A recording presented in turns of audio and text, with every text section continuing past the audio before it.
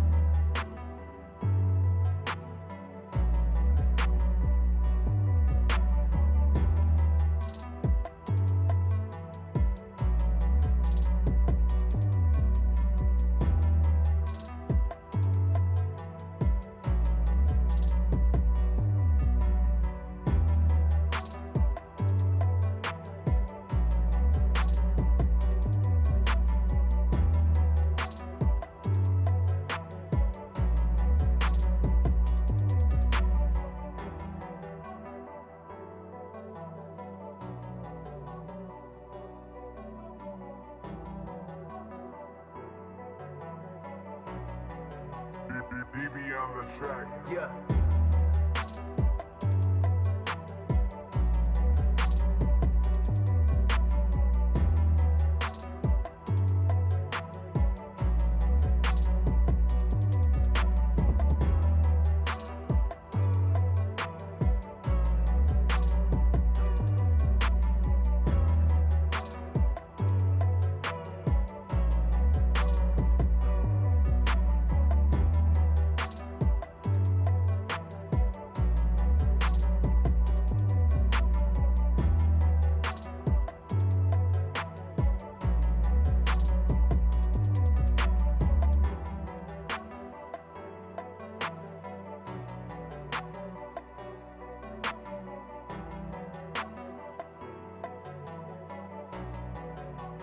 BB on the track. Yeah.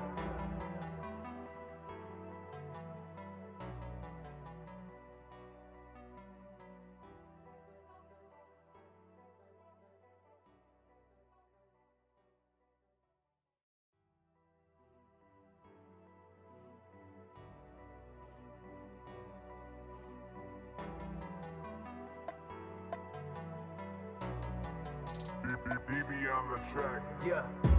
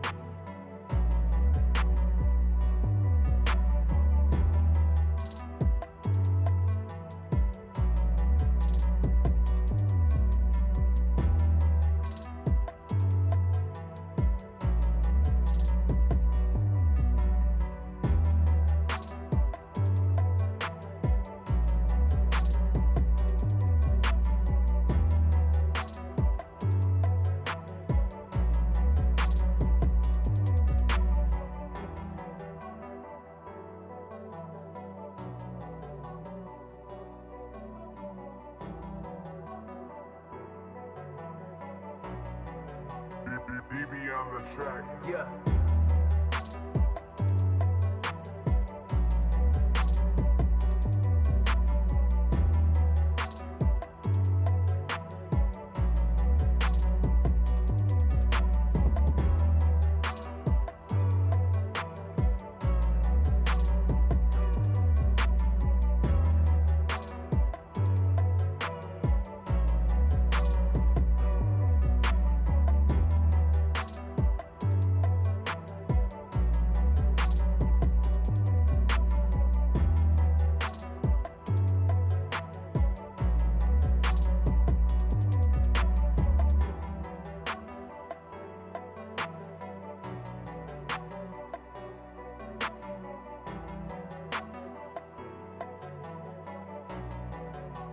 BB on the track. Yeah.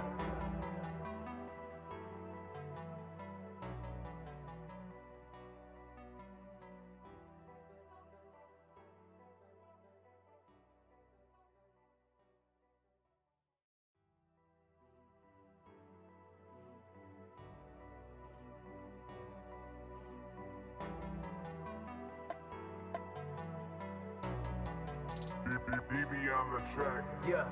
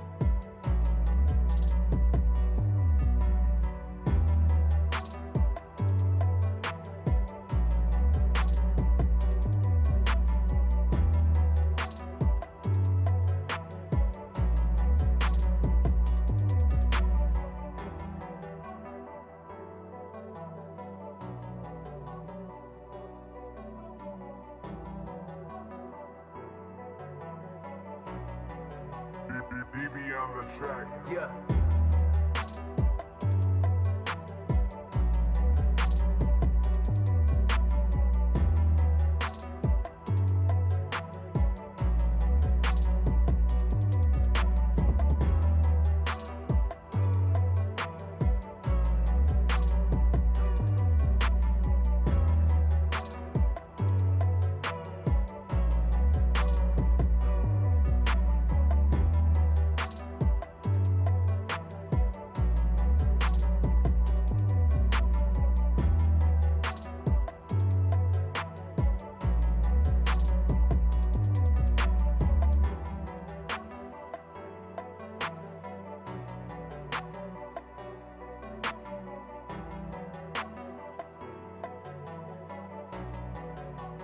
BB on the track. Yeah.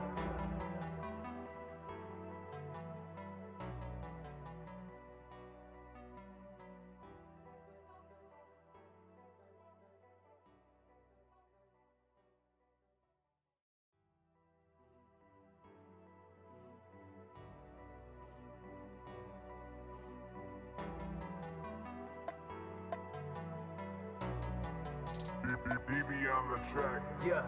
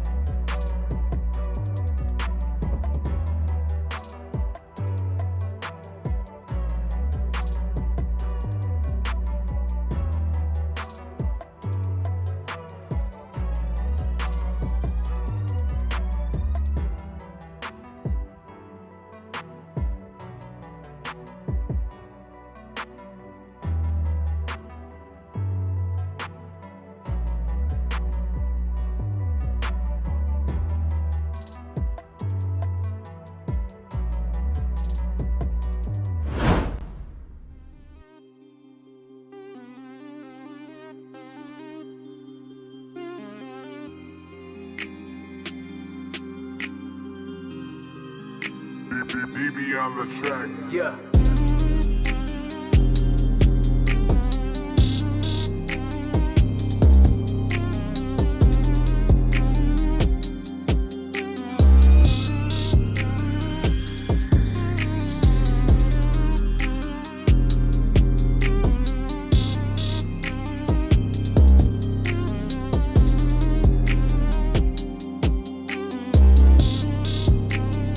DB on the track. Yeah.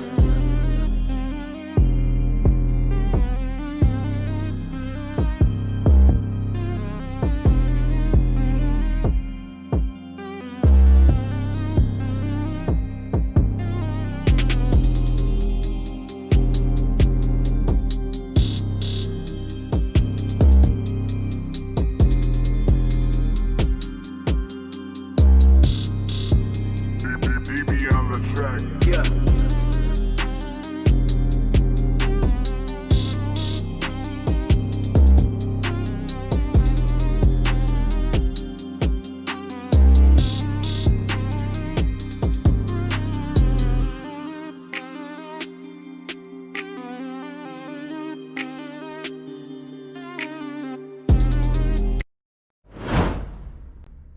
Hello, everyone, and welcome to the NACL and NACCS Collegiate Valorant Tournament. We are here into day 2 for semifinals and grand finals action. My name is Morgan Dunn. I am joined by K-Tad, and we had a great set of games yesterday. I am ready to get right back into it.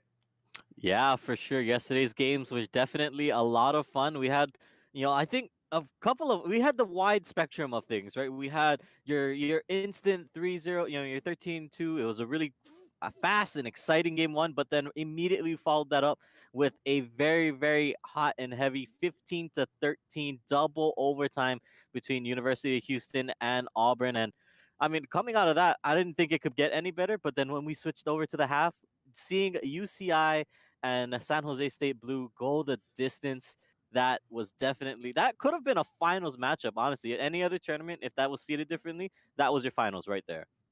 Yeah, the San Jose teams are just really impressive right now. In fact, one of the two semifinals is going to be San Jose versus San Jose. San Jose State Yellow and Blue are facing each other off. But the one we are going to have on stream right now, it's the University of Houston back on camera. And this time they're going up against OSU, Oregon State University. When Houston and Auburn went against each other, they went into double overtime. And when it was done, I said, it's sad to see a game this close, this early in a tournament, because either of these guys could make the run, and Houston has proven that right now. Yeah, definitely. I mean, we weren't sure. There was a scenario where Houston lost that. There was a couple of hero plays that needed to be made in order for us to even get to that double overtime. And thankfully for Houston, if you're a Houston fan, they managed to pull it out. They managed to bring it back, and they ended up taking it in double overtime. But yeah, I mean, credit to them for making it all the way this far. We are starting to see teams that we haven't had a chance to broadcast during the round of 64, the 32, all the way up until now here in the semifinals that we're down to the top four. I'm excited to see what OSU has to bring to the table here. When we're looking at it, Oregon State, these guys, we haven't had the chance to see them on broadcast, and I'm very excited to see what they bring to the table. I did just run through the bracket though, and OSU has gone against someone that was on broadcast. The KSU team that won 13-1 over the University of Tulsa, they went down to this Oregon State squad. So we've reached that point where I feel like anybody has a chance to win these finals, and I expect these games to get very late into the round counts. You can never guarantee overtime, but I'd like to see another exciting game like Houston gave us the first time through. But to start things out, do you have a little bit of information that these people might want to think about, especially if they're in the traditional sports side of things? Ah, yes, the good old traditional sports. For those of you that are looking to get your Madden fix or your basketball, your NBA 2K fix, don't worry, guys, because there is more action coming up in the next coming weeks, brought to you by NACL. So, for those of you that are wondering, check out PlayNACL.com, because in early September there is going to be a Madden 21 tournament hosted by professional gamer Pavan Lakha, and NBA 2K tournament being brought to you by Shocky. So, I mean, these are definitely tournaments you guys don't want to miss. You definitely want to check out Play NACL, either that's on the website or on the socials at Instagram or Twitter, to find out more about those tournaments, especially if you want to get that traditional sports fix like we talked about.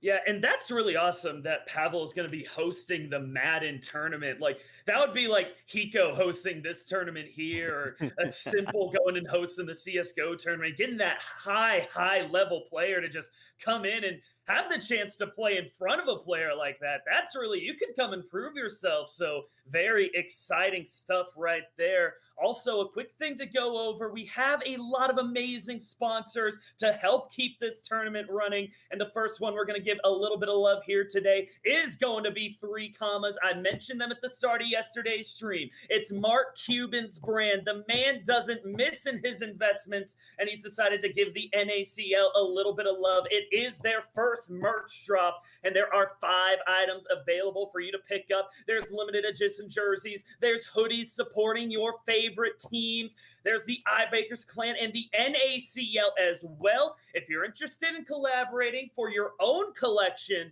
you can contact the NACL at that's kind of weird to say, playnacl.com.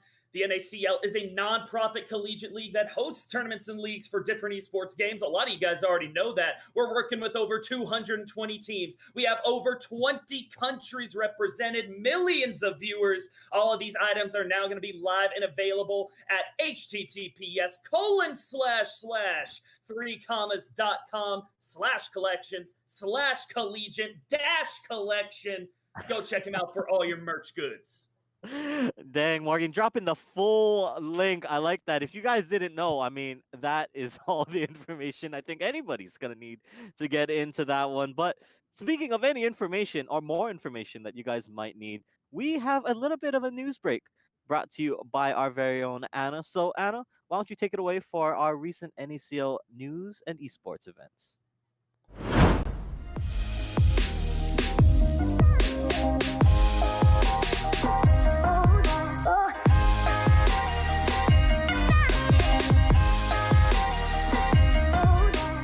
I'm your host Anna, and you're watching NACL Esports News on Reach TV. First off, I'd like to thank our players and competitors who joined our stream for our NACL CSGO Road to Powerpucks qualifiers with the North American Collegiate Competitive Series this past weekend. We'd also like to thank you for joining us for our very first Valorant tournament today with NACCS, right here on our NACL Twitch channel. Make sure to check out our website, PlayNACL.com, to learn about the newest tournaments and sign up for events. Sign-ups are open on PlayNACL.com for Madden 21 and NBA 2K tournaments hosted September 5th and 6th with NACL ambassadors and pro gamers Pavan and Shockey. Make sure to check out our website and social media for more information. Thank you so much for watching this week's episode of NACL Esports News on Reach TV. I'm your host Anna, and make sure to play NACL.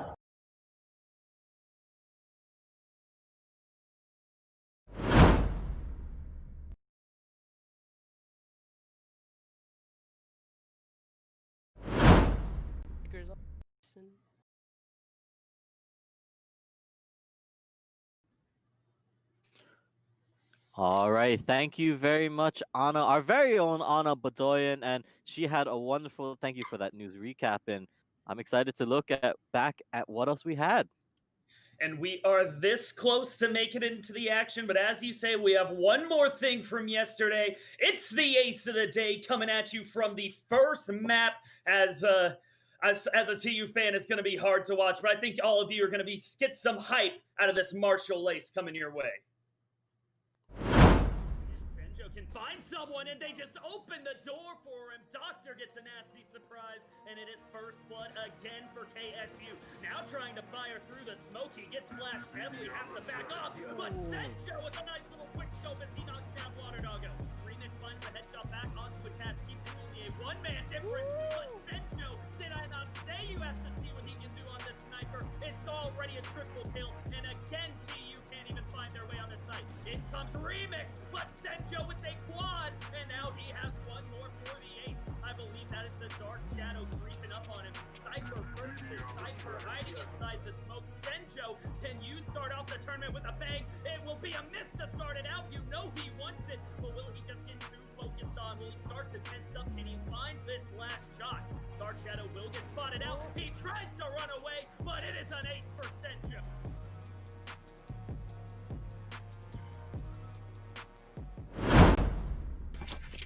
And we are already into these actions. These teams were ready to go as we are into round number one here. The map is fine and the spray is out. Pandatake gets one, Pandatake gets a double, and in come the opponents. Pandatake gets a quad. He was just waiting for the stream to come back live, and he drops a big play right off the bat.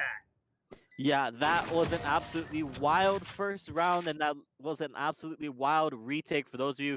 I mean, I'm sorry, guys. We dropped you right into the action. We didn't have a time to take a breath, but that is okay because that is Houston actually coming out with that huge round one hold, and all of that off the back of Panda Tank. Look at the guy, 4-0. He had enough money to almost buy a full rifle if he wanted to not have any more abilities under the tank. But just looking at that right there, that was how the chaos that came back across a B bomb site retake. That is some of the things that can happen, especially in a pistol round. And now here we go. Eyes gonna be on the squad as they look to hold out, but we do see the T's. The attackers are pushing up towards this hookah. They want to play. It looks like B site, and it looks like the blind is going to come right on through. They're waiting to execute onto the hookah flash, but there's nobody in there, so nothing else should go through. And now, here we go. We're going to go in, and that is going to be the push in. They don't know quite yet, but here we go. Try to get in the shot from the side. He goes down, and that's going to be T's taking over the site. Eric Appleson dropping the double right there with the shotty, but Dragonfly is in to trade it back. Koi gets a one and doubles it up, and the defenders stand strong there, win 2 rounds in a row. But I liked the look of that hookah execute. They just need to find a couple kills once they get in there. They were down in firepower, and Eric Appleson shuts it down. Yeah, absolutely wild play from the stage. That was not what I think you expect, right? If you're the attackers and you're trying to get in there, you are not expecting that there's gonna be a Sage sitting in the tuna can with a Bucky of all things. You know what I mean? It's not a common gun we see bought from time to time, but as it stands, Eric Appleson now comes up with his own little bit of firepower coming in, and now that means they are up 2-0 for Houston, and already Panda Tank has the op in hand. And he's gonna use it to good effect. Series goes down for the first pick for University of Houston, and Panda Tank wants another one. Already set up over by Showers, just waiting for someone to challenge him. And you can see Oregon State Cypher right around the corner. He's thinking about it, but does he know the damage that is right there around it? Custard now gonna be creeping up from a short. See if he decides to make a little bit of an execute on this Omen. Getting ready to drop the smoke for himself, and around he comes. He just manages to see Fig there. Drops a little bit of damage, but the Cypher stays alive for Houston. Now the trap is really going to let him know they are on their way through. Strider, he is yet to rotate, but everyone on the attacking side is at the A-bomb site, and here they come in. Dragonfly is going to spot one out. He's going to put down the Opera as Panda Tank falls. Custard right there to follow him with the shots onto Fig, and it's a 4v3 advantage to the attackers. They have flipped around the state of the game. And Neon is going to continue it. Dragonfly gets another headshot. All of a sudden, Strider is left all alone. The judge in hand. Op is going to swap teams. And I just feel like this is a matter of time. But Strider has made big plays before. Yeah, Strider has made big plays, but it is not looking too good when you've got a judge and you are forced to sit inside of the inside a U-Haul, basically. You've got nowhere to go. You've got nowhere to run. If anything, maybe he can hope to just get out of sight. But it looks like they're just going to keep him here. They're going to keep him pinned down. He finally has a chance to run away, but they already know that they've got the lockdown. And there it is. That's another kill. That's another game. And that is the first round for OSU to take on the offensive side. Yeah, OSU finally get back onto the board, so it won't be too much of a slide before they manage to stabilize a little bit, and now they can go right back into full buy versus full buy, looking at all the Phantoms coming out from the defensive side and the attackers. I mentioned it a little bit yesterday, but in the competitive scene, people are really liking the Phantom right now, not as much the Vandal, and you can see that off of these picks. Yeah, you definitely can see it right there, and one thing to talk about, right, when as we see that pick coming through for Dragonfly there is, yeah, looking at that Phantom, obviously first shot inaccuracy is a slight thing. Obviously, you'd like to think that, yeah, okay, if you're standing still, you're not moving around, that first shot will be pretty much accurate. It should go where you want it, but that's okay because Phantom, you know, it only loses out at lower ranges, but as we say that, here we go, Spike comes down, the walls are broken, a little bit of a weird slow orb from Rail, but with only 2 defenders alive, it looks like this is going to be a save round coming out for the defenders. Yeah, that slow orb just caught the top of the tuna can, and so it pops up. The defenders are going to back away. I'll follow up what you were saying on that. So the first shot in accuracy, it is worse for the it is worse for the Vandal. And the one advantage the Vandal has is it can one tap at any range. If you take away the consistency of that one tap, and the pros have realized this, I'm just going to take the fire rate, the accuracy, the less recoil, everything the Phantom has going for it. And right now, the players are going to be following up with what they see the pros come through with. There was the TP down towards the bottom right of the map, but there will not be a peak. And the last 2 members of Houston get out alive. We are evened up 2-2 on the rounds count. Yeah, we are 2-2 on the board, and that is definitely a good sign if you are OSU. These guys are looking good ever since they started to get their guns in hand. And honestly, it feels like it's just late rotations coming through from the side of Houston. These guys are not swinging over as fast as they need to. And, okay, yeah, you can wait and say, all right, maybe we wait for them to kind of commit onto a bomb site. But this is 2 rounds in a row now where we've seen the offense has pretty much already been up, whether or not almost on site practically, and the rest of the defenders not rotating through. So, want to see what they can do this time around. They do use the molly early to try and deny any push up short, but look at this. The offense from OSU has pushed up B long. They are going to look like they want to execute onto Hookah after having kept all of the defenders onto A. And now here we go. The slight push in coming in from the side onto the B bomb site. They're playing it very, very slow. No motion yet, but now that owl join going out will signal that, all right, somebody's over here, and it looks like the execution now about to begin. Yeah, here they come into the site. Dragonfly just going to try and find a pick, but his teammates are already way forward. gonna drop the cage to follow it up, gets the spike plant down, and the site has been taken by OSU. Series starts things off with the first pick onto Strider. Koi answers it right back onto Series, but Custard is there, and there goes the op! It's a collateral! Koi and Panda Tank at the exact same time, and it's immediately 5-1, and the last standing Cypher is just gonna have to limp away and go down. Yeah, that was so unfortunate for the defense there. University of Houston, they did not want that to happen because Dragonfly just finds that double kill and just kind of automatically shuts down the push. But I definitely want to call out the way that the side of OSU is rotating around the map. They're taking up space, they're pushing back defenders, and then once somebody, they feel like, all right, somebody had to have rotated over. Somebody played this over.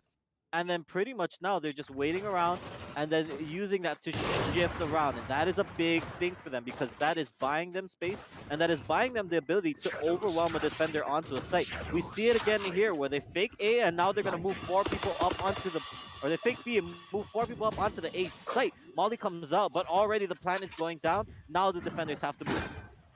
I am loving the way. Oh, Fig! What a shot there onto Custard. I thought he was already 6 feet under, but he manages to stay alive, and he gets his team the man advantage. You hear that showstopper from Series, and it turns into a kill on the Koi. Eric Appleton immediately turns it back around, but Series hasn't left. He gets another 2 for himself. In comes Rio, and it's a 4v2, make it a 4v1, and Fig is just gonna try and get away with that op. Dragonfly says, hey, you said something about an op. He finishes it off, and it's 4 straight rounds for the attackers. Yeah, 4 straight rounds. As soon as they got rifles in hand, they have been doing so well, just getting onto sites and executing it hard and fast. And that is a big thing to keep in mind as we are just pushing forward and going on to this one here. They are overwhelming sites and almost to the point where I would say it's time for a 4-1 stack. This is going to be an equal round for the defenders. So as we see it, some sheriffs, a Bucky, a Ghost, that's pretty much all they can bring to the table. They don't have too much money that they want to waste on this round. So look at that. They're pushing 4 members up, but they don't have enough people there. They picked the wrong site. Now it's up to Eric, and he misses the shot on the Bucky. He did so much work with that Bucky the last time it was in his hands, but can't find the pick right there, and the B side is just wide open. You do see the defenders coming from the opposite side, but Neon was waiting. He can't get the pick, and now it's the time to see, will this retake be able to happen? Throwing out all the abilities, but Strider now a double with that Sheriff, and he is continuing to hunt. 3 members now pushing in from Hooker for the defense. 1 coming in from B Long. Strider, he wants another kill. The man is bloodthirsty. See if he can upgrade to this Phantom. He picks it up, and now he's looking to the left, looking to the right. Boy gets the first one. Dragonfly answers it right back with a double of his own, and Big is alone again. But this time, it might be winnable. I take it back immediately. Rio shuts it down, and the attackers go for 5. Oregon State have the momentum. They definitely have the momentum in this one, and it is not looking good for the side of Houston. They are not able to stem the bleeding and hold back the tide that is OSU, and a lot of this comes off of Dragonfly's offensive operator play. This guy is swinging, he's finding picks with it, and it is just going on pretty much as things go around. They're just pushing up, they're just taking positions, and it is costing them dearly every time. They pick the wrong site and they're stacking in the wrong area. Yeah, and as we go into this round number 8, God, Houston really needs something to go their way now. Again, making a little bit of noise over by B. You see the 5-man stack coming in through A short, and here it comes. Custer gonna lead the way with his smoke. The initial shot from the op does not land, and so it is gonna be a 2v5 until this rotation comes through. Houston, they are running now, but they were again pretty slow to getting that started. The op shot rang out. They should have known something was there. Panda Tank, though, does find the first one. The ult can't get a kill, but it really slows down and splits up the attackers, and so now the full stack of the defense is there. They're going to be able to pick up the bomb, and the Omen teleports coming out. Where does he go to? All the way back to B, and the plant is going to be able to go down. They know he is there because of the tracking dart, and are they going to be able to find the Sova kill? Not quite. The plant gets down, and the attackers might still be able to salvage this round. What a ballsy play coming out from the Omen there. He had the dart in him, and oh, not again! That's two! Dragonfly! Finds a collateral! The He's man gonna get built of dropped. them right now. He is playing like he's on fire right now. Strider has to try and make something on the back end, but he's only one man amongst two. He's got to look for the play here. He knows that there's at least one more in hookah maybe, but he's got to swing and clear sight. Looking for it right now, but instead gets picked off in the crossfire. Heroic and valiant effort from the defense, but it ends up going down to the side of Oklahoma State. Or Oregon State, sorry, Oregon State. Yeah, so close there. He just didn't quite swing that left angle enough to find the man waiting for him. And again, Houston are going to be relegated down to the shotguns. Eric Appleton's not picking up his trusty Bucky. That's surprising to me, but Coy and Strider, Bucky and Judge respectively, and now a few sheriffs to follow it up. They've managed to find kills on these half-by eco-ish rounds they keep finding themselves in. But eventually, you just need to win a round. It doesn't seem like they have any answer to this attack. Yeah, they definitely don't have an answer for it. They are trying their best to do it. Panda Tank swinging around. It's another eco round for them. They're trying their best to just hold back. But once again, they have misstacked the wrong side again. And even though it is an eco round, we'll have to see what they can do. The wall's going to go up and deny them pretty much any action from getting over. Panda Tank wanted to get on the wall, but gets spotted out and gets taken down. Now, 5-on-4, the defenders without rifles, without guns, gotta see what they can make happen in this one. As actually Eric Appleton finds a pick in U-Haul that gives them a gun, that gives them the neural theft so that they'll know where everyone else is. The question is, what can they do? Another slow goes down. They're just trying to heal it out, but instead here comes the push. They might make the goal signal now. Strider does have this judge, but instead, nope. U-Haul push does get shut down, and that is round number 9 going to the offense. Is that really the time to use a neural theft? It's 4v4 and you are on an eco round. You know, even if you know where they are, they're gonna have better guns than you. And they were completely slowed up there inside U-Haul. I gotta question that play by Fig. That's an amazing ultimate. It can swing around. Hold on to a round, you actually have a chance to swing in your favor. Yeah, definitely. You want to hold on to some of your ults. And that was a little bit of a rough one, right? You burned a critical information-giving ult, and now that puts you in a weird disadvantage. Yes, they have guns this time around, but man, OSU just keeps giving him the 1-2 ring around the rosy. They switch around again to B site, and it looks like they might just execute on this one. They're keeping the Omen there for the lurk on A, but so far, nothing else really going on for now. The stack comes down through onto the B site. This might be the best time for the defenders to hold a site. They've got the people in place. They've got utility there. But let's see what happens. On to Eon as you can hear the fire in the hole coming out the showstopper. Can it find itself a target as in goes Series deep into the site now? Hasn't been able to spot anyone out, and Big is actually going to put that down. So no big rocket. Strider going to answer it up, but Dragonfly still has that off in hand. I don't know if the man missed the shot to this point. Rio with a big revive onto Series. I don't think that gives them back the ultimate, but it does give them the man advantage. Dragonfly has him pinned back here. Almost gets found out of position, but with 16 health is just going to be able to limp away. The attackers now left in a 4v3 situation, evened up by Eric Appleton's headshot onto Rio, and they're going to try and move away. Series gets another one onto Eric Appleton. Coy is trying to make a play here. He's going to tap away at the Omen around the corner. Panda Tank clears the last attacker from the site, and it's going to be up to Custard and the Omen. Custard is going to get the final triple, and the attackers, even in close rounds, I don't even know in that round if I ever felt that much worried. They just seem like they are gonna find a way every time.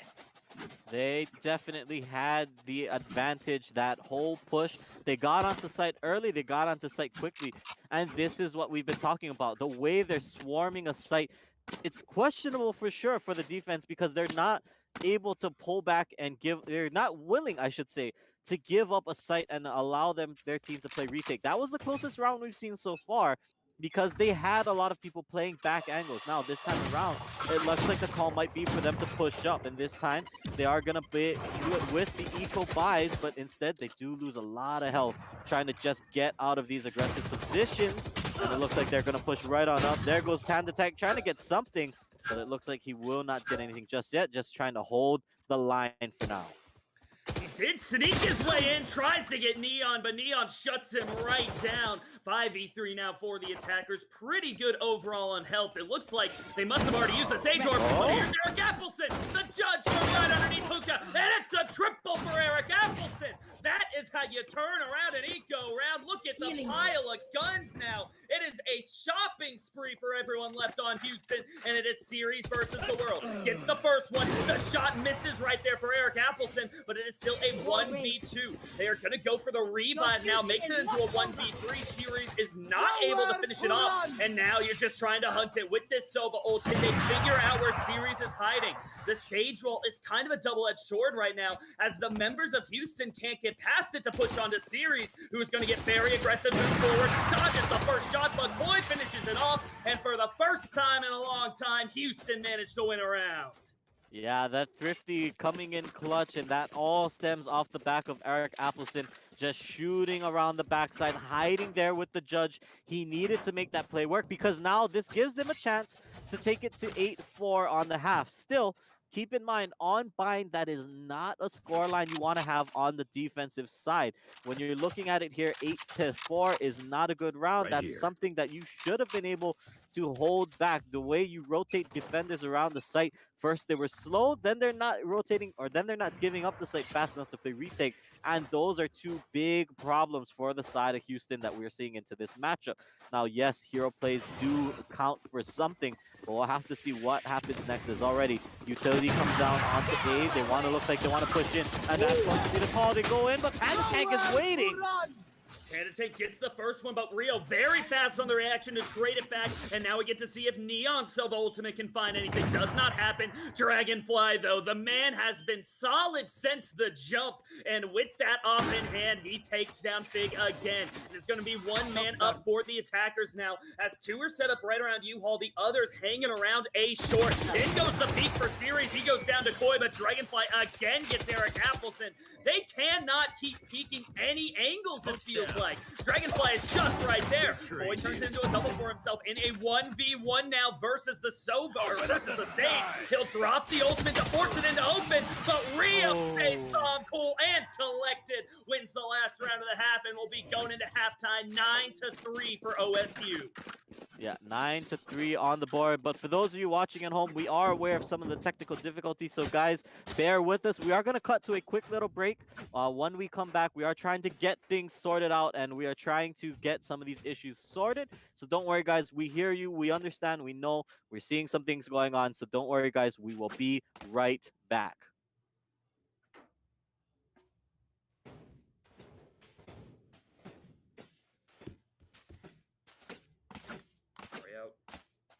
Okay, hurry up. Let's switch it. Scoots. Yeah, because they can't switch pause. it. They didn't set up the, They didn't set up the lobby right, so it's fine. Just hurry up and switch it. You gotta switch it back to 720 as fast as you can. Gotcha. Of course. I had a feeling my internet was not going to survive that. Just hurry up. Just hurry up. Yeah.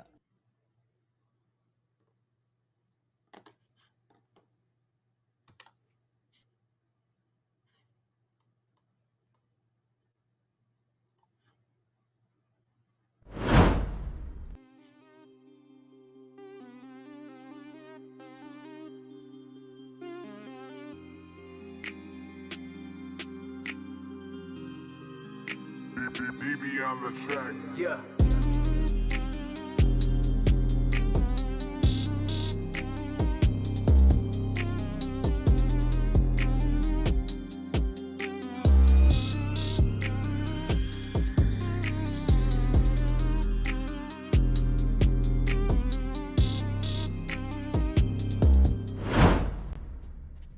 All right, and we are back. Hopefully things should be looking just a little bit better as we are into the pistol round of the second half. Eyes on Fig as he gets a couple little headshots for himself with that ghost, but not quite enough damage to turn it into any kills. It is a 3v5 right now. Advantage towards the defenders as again Fig finds a head but can't get a kill. Eric Appleson is on cleanup duty though. A double is in. Here comes Strider to get another, but Rio is going to be able to finish it out. Some late round heroics from the side of UH, but it is not enough. Double digits are in for Oregon State. Yeah, that was a critical round that you needed to win if you were the side of Houston. You need to win these pistols because you cannot afford to let this slide. Can you imagine now? Because with the force fire that's going to come in from the defensive side already, look at Custard. The guy's buying a Phantom at round 2 because he knows if he wins out this round, 3-11 on the board, there is a very, very rough goal that you are going to have an almost near impossible time for the side of Houston to come back on offense, on bind especially. So we'll have to see what's going to go on there. We are trying to see what else they can do because now the defense is pretty well spread out. Look at these aggressive angles that they are taking. They're pushing up so far up, and instead the Sage gonna look like she wants to wall it off as soon as it, but no, Strider taking the wall right up means that might be huge, but Rio finds the first 2 picks, and that is disaster for Houston. That's Spike down in hookah. Yeah, I don't know what you're doing. You're so far forward when 3 of your members are back making noise on A. Now Spike is down in front of a Sage. Going to be very hard to push. Dragonfly has put down Fig, and it is all left to the brim. Trying to rotate around. Neon is there waiting, and Flawless might not even say enough there for the way that Oregon State just handled that round. Yeah, and that was, I mean, I appreciate the idea of having 2 people go B, 3 people go A. You want to split attention. You want to split the defenders to figure out, all right, who can we send where? How can we divert their attention away from what we want to accomplish? But unfortunately for them, the second that wall went up, that was not the time to push. That should not have been the call because you knew you were pushing into at least 1 defender, right? You knew the Sage was there and you knew that she had the better angle. But oh no, look at that. They just find them on the swing. They find them on the hold. Fig though comes up with 2 huge picks. All right, maybe this is winnable now, 3v3. Because there was no respect at the start of that round. Rushing right out of hookah to find themselves a double kill. But off of the back of Fig, Houston is able to stay alive. Now Panda Tank is going to be hunting for this head of Rio. Out comes the challenge as Rio does pick up Eric Appleton right over his shoulder. But Panda Tank fast on the snap finds himself the headshot. In the back of sight now, I don't think he realized where the series was on that raise, but they turn it into a 2v1 and the rotate coming all the way back around to A. Series is going to try and get around through spawn, but I think the plant should come down in time. But good tripwire right there is actually going to slow it down a little bit, and this might give Series just a little bit enough to play with. Yeah, it gives him some time. It gives him the ability. He has been spotted out by the spy cam, so they'll know he's in hookah, or he's in U-Haul rather, and he's going to try to swing around. Takes a little bit of the bomb shuffle, but already is getting flanked. Doesn't even matter because Fig finds the 4K, and that was a massive round for Houston if they want to try to come back into this one. Huge right there. And I was even worried. They were up 2-1 with the plant down, and I'm like, there's gotta be a way that series somehow finishes it out, because that's just been the way these rounds have been going. But Houston able to reach their 4th round. The question becomes, can they get any form of momentum? Other than the 2 in a row from the very start of the game, it has just been here and there picking up a round. They gotta start putting together something. Yeah, they absolutely have to, and that round was a critical thing. Now, this one also going to be a big factor because if Houston loses this one as well, look at the way the economy was shaking out. They only will have enough for maybe 2 full guns at match point, and that is a dangerous thing here to think about because if they lose it out, that is not going to be fun. So for now, they're looking at what else they can do, and they're going to see what else they want to push because the defenders have successfully stacked 3 members onto this A site, and now even though they are playing slow, they have taken up space into the bathroom and up short. That push is bound to come in any minute now. It looks like here we go, the push comes in. Dragonfly, he's gonna get an angle. They're gonna walk in front, but Fig Everything is ready. Gets the first headshot, and now that's a good time to drop the neural, and then he's going to turn it into a second one onto series. 5v3, 5v2 for the attackers. They might just be able to turn another one, but Neon is still in on the scene. Gets first blood for the defense. A second one is in as Strider answers it back. It's going to be all up to Custard now. 1v3 for himself on this retake. He does have the flash if he can figure out where he wants to use it. Both TPs as well. You've seen the Omen outplay compilations on YouTube. Custard's going to need to find himself a good one right here. That was a perfect flash onto Strider, but he doesn't follow it up, and so he's going to be able to completely recover. Tapping away onto Strider as well. He's doing the damage. He knows where he is waiting, but Eric Appleson will finish it off, and it is 2 straight for the University of Houston. That was a huge round, but credit to Strider for having just the nerves of steel, taking bullets behind the box and still just says, nope, I'm here to hold my angle. I'm here to not do anything else. I'm just waiting for him to jump out of heaven. That's when I swing, but very well done for the side of Houston. They are using their utility well to try and get themselves into the site. That was a big round for them because now it forces the side of OSU onto an eco round. Yes, there is a Spectre. Yes, there is a Stinger to keep track of, but with 2 close rounds guns, oh no, they hunted Strider down. I think it was more Strider was trying to be the hunter. He was deep near the backside, and they just find a couple of taps away with that ghost, and the ammo goes across. They now have a Phantom on their defense. There goes Eric Appleson getting the headshot onto Neon, and they even it up to a 4v4.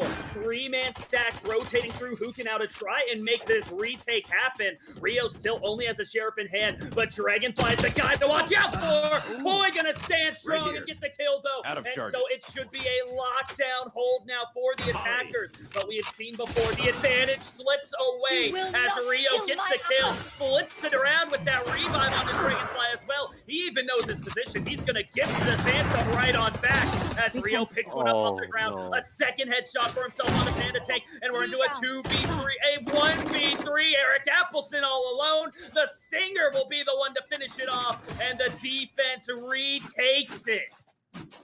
That was absolutely a tragedy for the side of Houston. They had the site, they had the numbers, they had the advantage, but Rio was an absolute madman running into that site. He did not care. He was a sage. He ran blind into the site and ran right past one of the defenders to try and get the pick onto Panda Tank at elbow. And oh my God, there's no, like, you have no words for that. You don't expect a guy to say, screw playing slowly, I'm just gonna run and sprint in. And now that puts them at match point. They've got guns again, and Houston has to try their best to do what they can, because here comes the Hunter's Fury. They're gonna go right in onto the site. They've got 5. Strider's hitting his own team. Oh no! How do you pop that? You know your whole team's right in front of you. He got so focused on trying to pick up a kill, but they are about to try and get this plant down. Sears gets the first kill, but he's there to trade it back. Ducks out of the way of the first shot as upstairs Dragonfly has the op back in hand. Gifted over to him from that last round, and he's going to put it to good use right through the neck of Strider. The ult gets popped from the enemy team, Sova, and Neon was going to be able to turn that into one. Rio gets the next, and Dragonfly finishes it off. It'll be OSU, Oregon State moving on. Or wait, no, we're in best of threes now. Winning map 1, 13-5. Yeah, you gotta wonder, all right, how does OSU, or how does Houston go back to the locker room, right? Go back to the drawing board, reset, and figure out what they're going to do. Because that game, all right, Dragonfly was an absolute monster on the operator, but you could see towards the end there that the desperation was coming through. Angles, the crossfires were not there.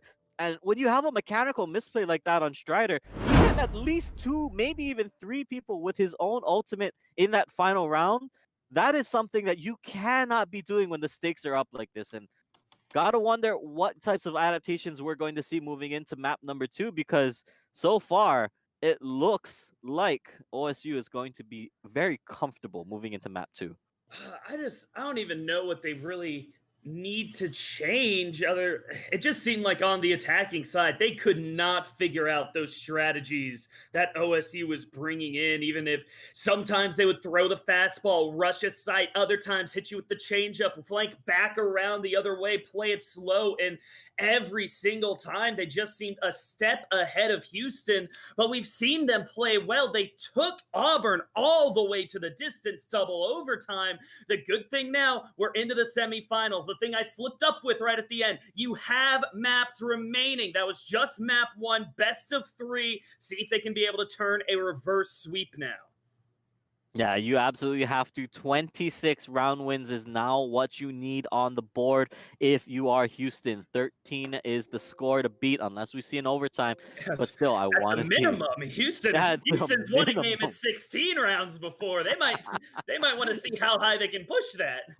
I mean, hey, I am all for triple, quadruple, 5 times the overtime. Hey, if it goes the distance like that, that is a story to tell. But with that said, we do want to see how they reset that, because one of the big factors in that round was definitely the speed at which the side of OSU was pushing on to with their offense. Now, normally you wait for some utility to play out, and that's actually one of the things we criticized yesterday for Tulsa early on, is that they weren't waiting out the utility. But with OSU, it seems like they're very comfortable and very coordinated with saying, all right, smoke is there. It's okay because we're going to swing in 3, 2, now. And everyone jumps out the window. One guy swings out a long, right? That's exactly what we saw from them coming out of that time. And not going to lie, that's a little bit of a hard thing to defend against unless you're absolutely willing to give up a site completely. Yeah, you got to know when you've been beat. You got to know when to just back off of the site. Otherwise, the only way to answer everyone just screaming out of a hookah smoke like that is you got to find some heads. You got to get some kills before they even have a chance to see you. I think you're exactly right. The difference is the coordination coming out of OSU right now. When TU tried to push through that smoke, it would kind of be like one guy goes first and then the next and then the next. It's like a Batman movie when the henchmen come at him one at a time. That's not how you're going to take down Batman, and that is not how you're going to take down a good team. OSU has figured it out for themselves. Yeah, and that is one of the things, and I think keys to seeing what match 2 can bring to the table. But with that said, ladies and gents, we are going to cut to just a short little bit of a break. When we come back, game number 2 between OSU and University of Houston. Oregon State. Man, all the old schools keep getting messed up. I think I called them Oklahoma. I keep almost saying Oklahoma. I keep almost saying Oklahoma. Oregon State and Houston, game 2 coming at you guys in just a little bit. Don't go anywhere. We'll be right back.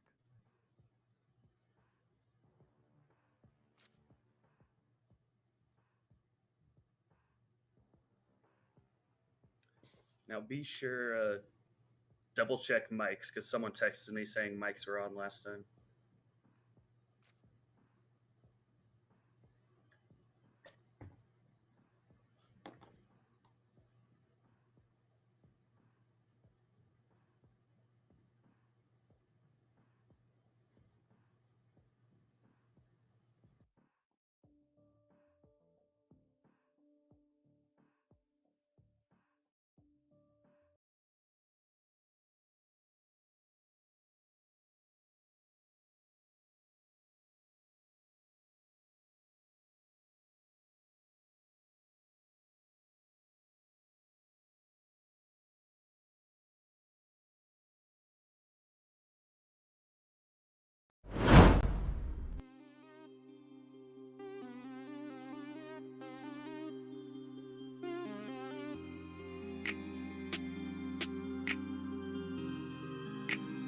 BB on the track. Yeah.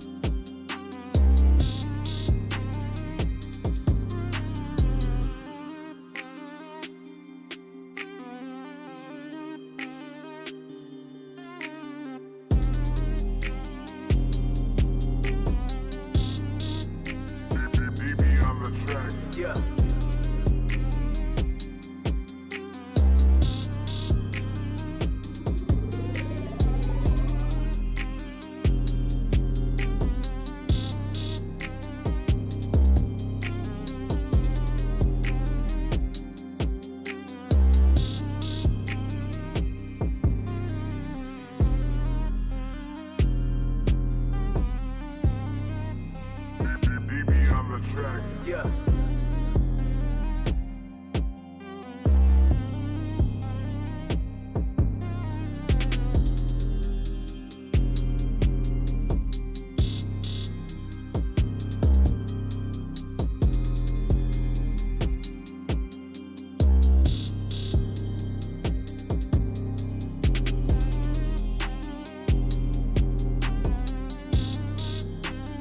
DB on the track. Yeah. Hello and welcome back. It is the NACL and NACCS tournament as we're getting ready to head into Map 2 between Oregon State University and the University of Houston. Map number 1 went the way of OSU in a 13-5 scoreline, and here on map number 2 we are heading into Ascent. The first time you and me, K-Tad, have gotten Ascent on stream. Yeah, I know, and I'm actually pretty excited to see how this one plays out. We saw a couple Bind games, we saw a couple Haven games yesterday. One split game was played on stream yesterday, I believe, but now excited to see Ascent because, all right, me personally, I don't like playing on this map per se. You know, it's very much a big operators, op heaven, so to speak. You definitely have to play around smokes and use your utility well. But when we're watching competitive, I love seeing what teams and what adaptations get brought to the table because that's where it's a lot more fun. When you don't have to play against the ops, it's a lot more fun to watch the gameplay.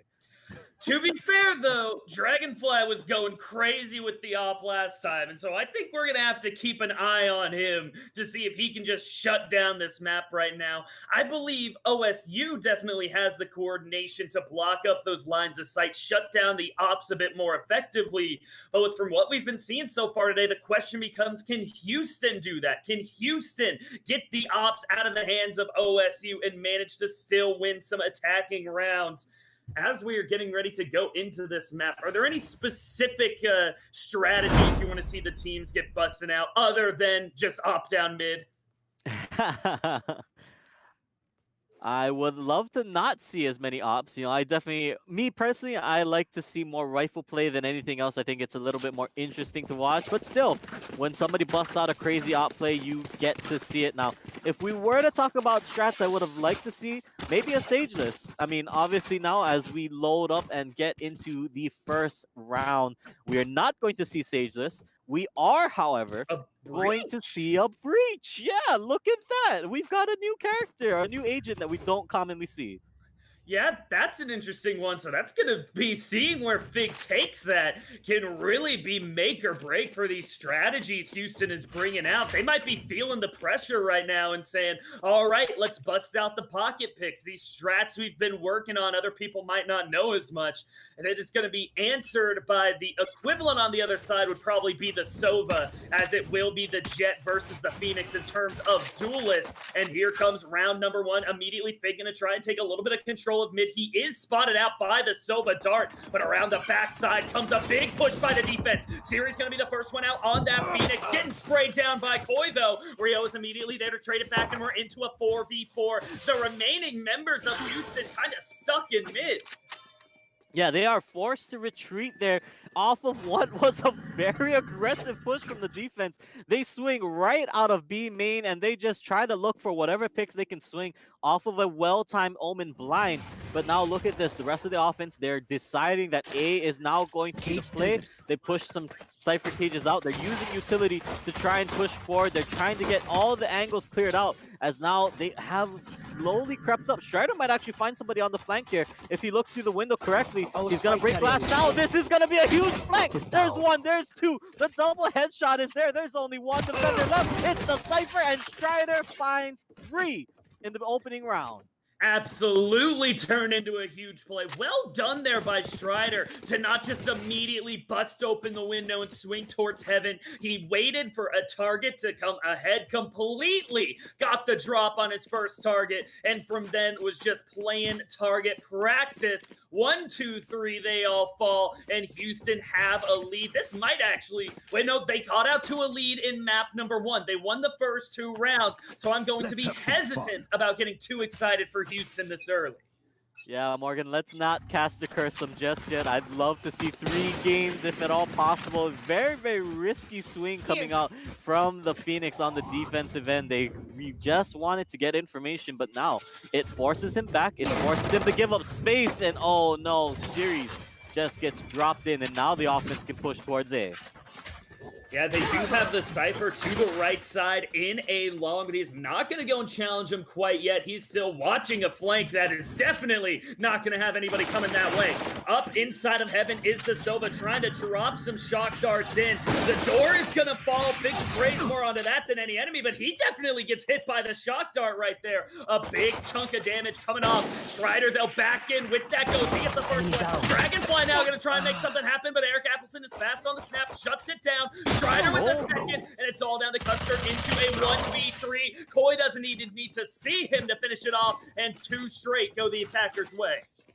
Yeah, that I would have liked to see Dragonfly play that flank angle just a little bit more patiently. Wait for your team to execute some chaos onto the retake and then make your swing. Nobody, absolutely nobody, knew that he was there. He had gone undetected into a lobby, and that was huge. He could have turned that play around by just swinging at the last second and getting all those headshots. But because he swings early, he gets his first pick short, but Eric Appleson was there to shut him down the second a teammate dropped. Now we're seeing Utility come out. Remember now, the advantage goes over to the defense who has some of their guns ahead of them, but just like that, Panda Tank is already off the site, and they're looking to push up hard.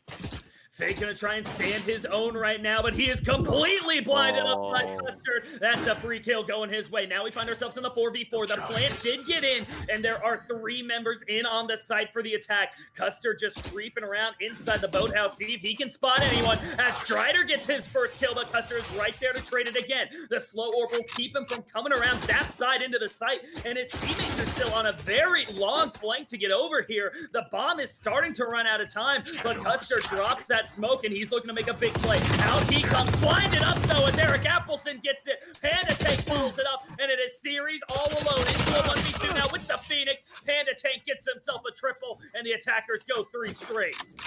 Yeah, this time around, University of Houston on the offense, putting the screws to them as they are going hard and fast on their offense every round, pushing into it so far. I like the willingness to just absolutely swarm the site. Panda Tank being a madman on the jet right there. He gets a first pick by swinging around a corner while getting blinded by Fig. Keep that in mind. That blind hit both Neon and Panda Tank at the same time, but Panda Tank was just willing to spray through the blind, and now it gives them an advantage in the sense that it is a forced eco round from the defenders. I want to see where the attack from Houston ends up pushing through, knowing that they should have gun advantage and they should have range advantage. Looks like they're starting it with just full mid control. You can see all those smokes blocking off the line of sight, but around the backside, this is the aggressive play that the attackers made in the first round, and Rio gets himself a headshot onto Fig. Just gonna run back to his teammates like, hey guys, look what I did. We now have a man advantage. Yeah, that's a huge pick, actually, because they not only get the kill, they don't get the gun, but they're okay with this because they got the numbers advantage. Even though the gun advantage still sits with Houston for now, the fact that they're just willing to sit here, they've got it walled off, they've got members where they need it to be, they are very comfortable stalling out this clock. It's 47 seconds left on the board, and the side of the offense, okay, they use a res to just get it back in, they took the orb to just escort him back in, but look at this, they're running out of time. That's a win for the defenders right now. To come out with just Sheriffs and force out a stage ultimate, now they're just going to try and have to full rush it, but the Molotov is there to slow him down. In comes the Cypher to block him off. Series gets himself a headshot, and a double headshot for Series. Dragonfly here as well. This is falling apart right now for Houston, and they lose it thrifty for OSU.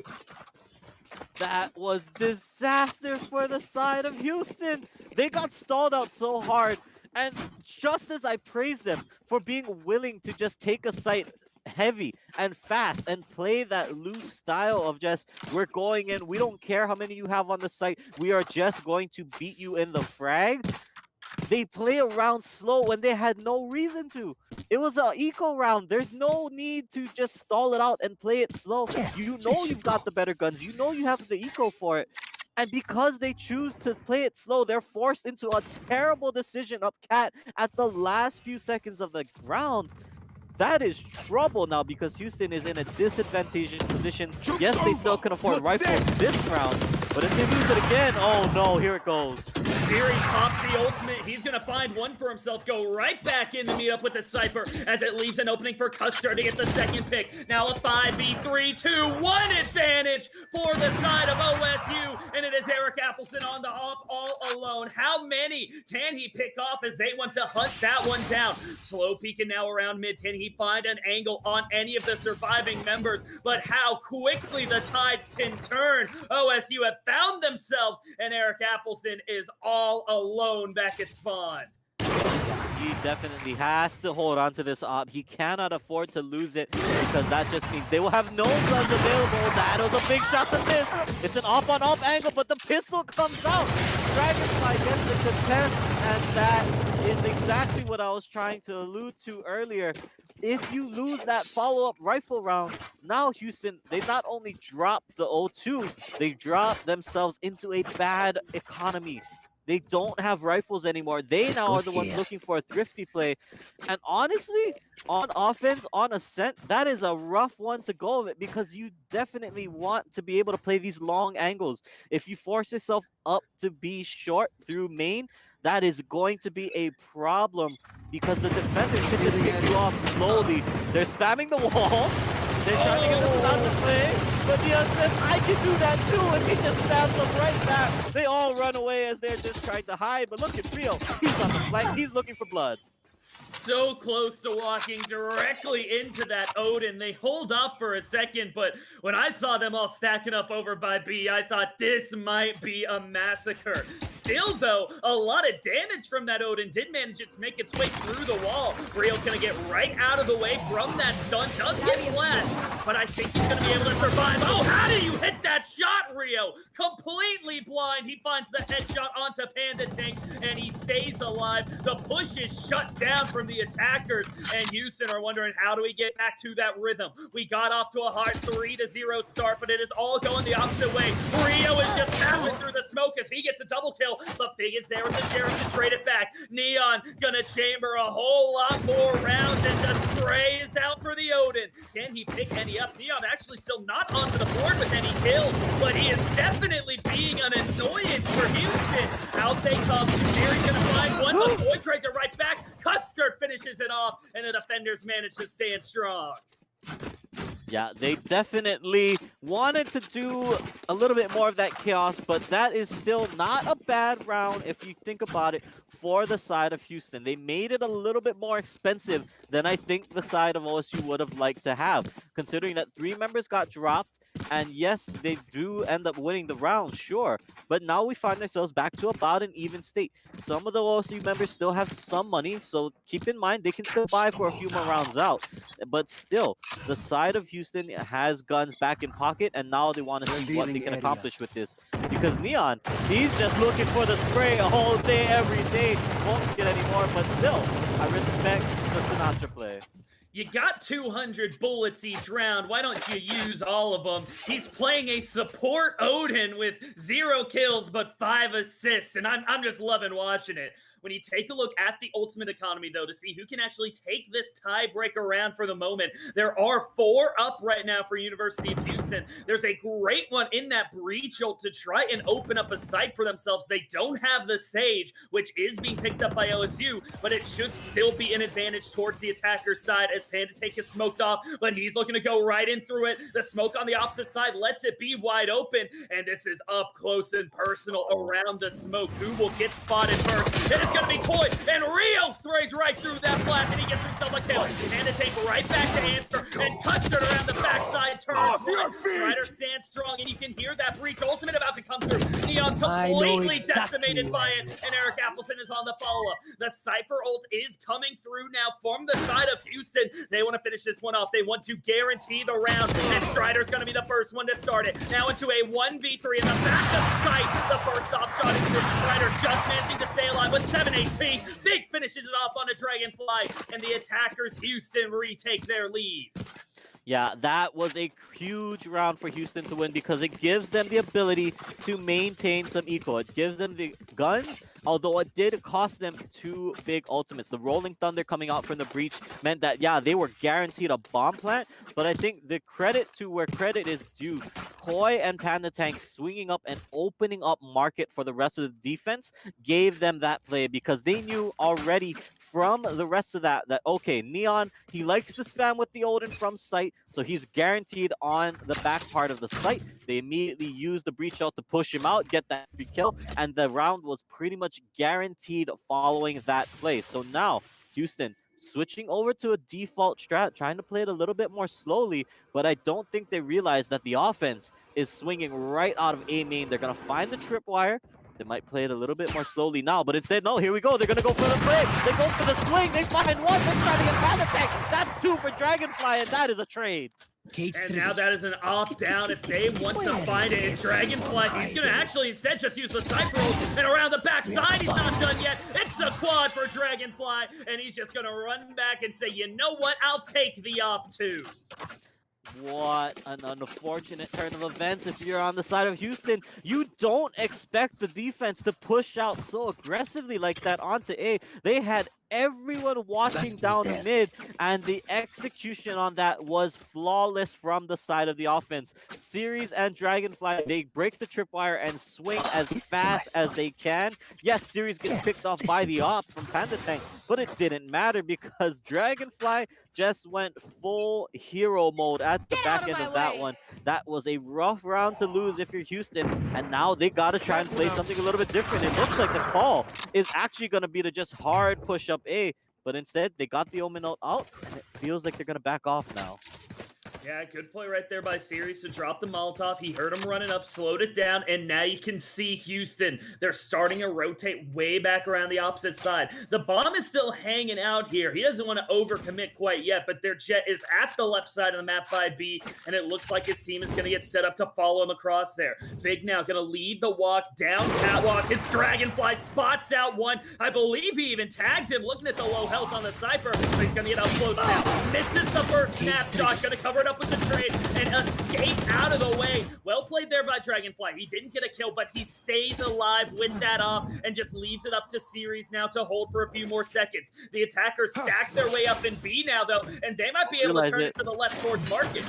Yeah, they don't realize that everyone else jumped up the mid lane. They're immediately going to res off the thing. But look at how many people are back in CT spawn. They don't know what's going on. This is absolute madness. Now the swing comes from Series up the mid lane, but they're all going to just push right onto the B bomb site. Here comes the Phoenix. The run it back is going to be used. They're trying to plant the bomb, but they can't get sorted out right now. They're trying to figure out where to go. Instead, they burn Omen out. Ow! What a crazy play! What is going on? It's a maelstrom right now. People can't decide where it is. That's bomb down. Why were you in B? Sure, and Series gets a quad. I'm at a loss for words. What did we just watch, Morgan? What's that round?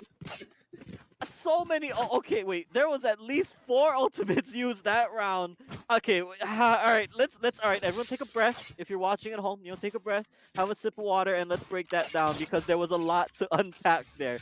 Because the initial fakes, they faked not once but twice from the side of Houston, and they were actually looking for a third fake with that Omen ult from Koi. I mean, that was a wild. I can't even begin to imagine what the comms were like during that play because everyone was just running back and forth. And here we go, Panda Tank fearlessly just running right in onto the site. They want more, but they run right into a molly, and that means they get stopped at the gates.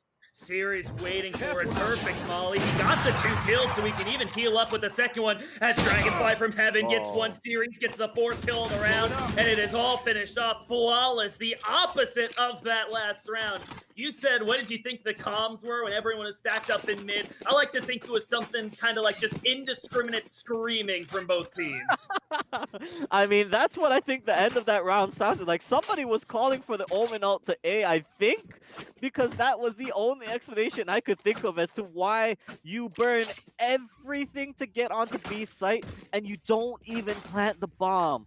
Like, they were scrambling at the last few seconds. I know we're 2 rounds out and we're still talking about that 1 round because, ladies and gents, we need to go back and watch that later on. That was a wild bit of just chaos. Is the only word I can think of. Is now we get back into round number 11, and it looks like once again the default play coming out from the offense. They're gonna play it slow, but already Koi has pushed up the mid lane.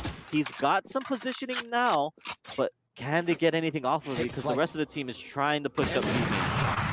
I like seeing Houston did not overcommit, but here comes the Sobol, and he might have him pinned back. It's just gonna miss them, and they dodge around all 3 shots, but Rio is gonna take the advantage and turn it into a kill onto Koi. The rest of the attack, 4 stacked inside court, and they're gonna get spotted out there by Rio, but no kills come through, and so they have access to the site. The ult coming out of the Phoenix, I believe that is from the side of the defense, as Neon gets himself one onto Eric Appleson, and they were up to a 5v3. Panda Tan can't lay the shot, and it's all falling apart. Another flawless round going OSU's way.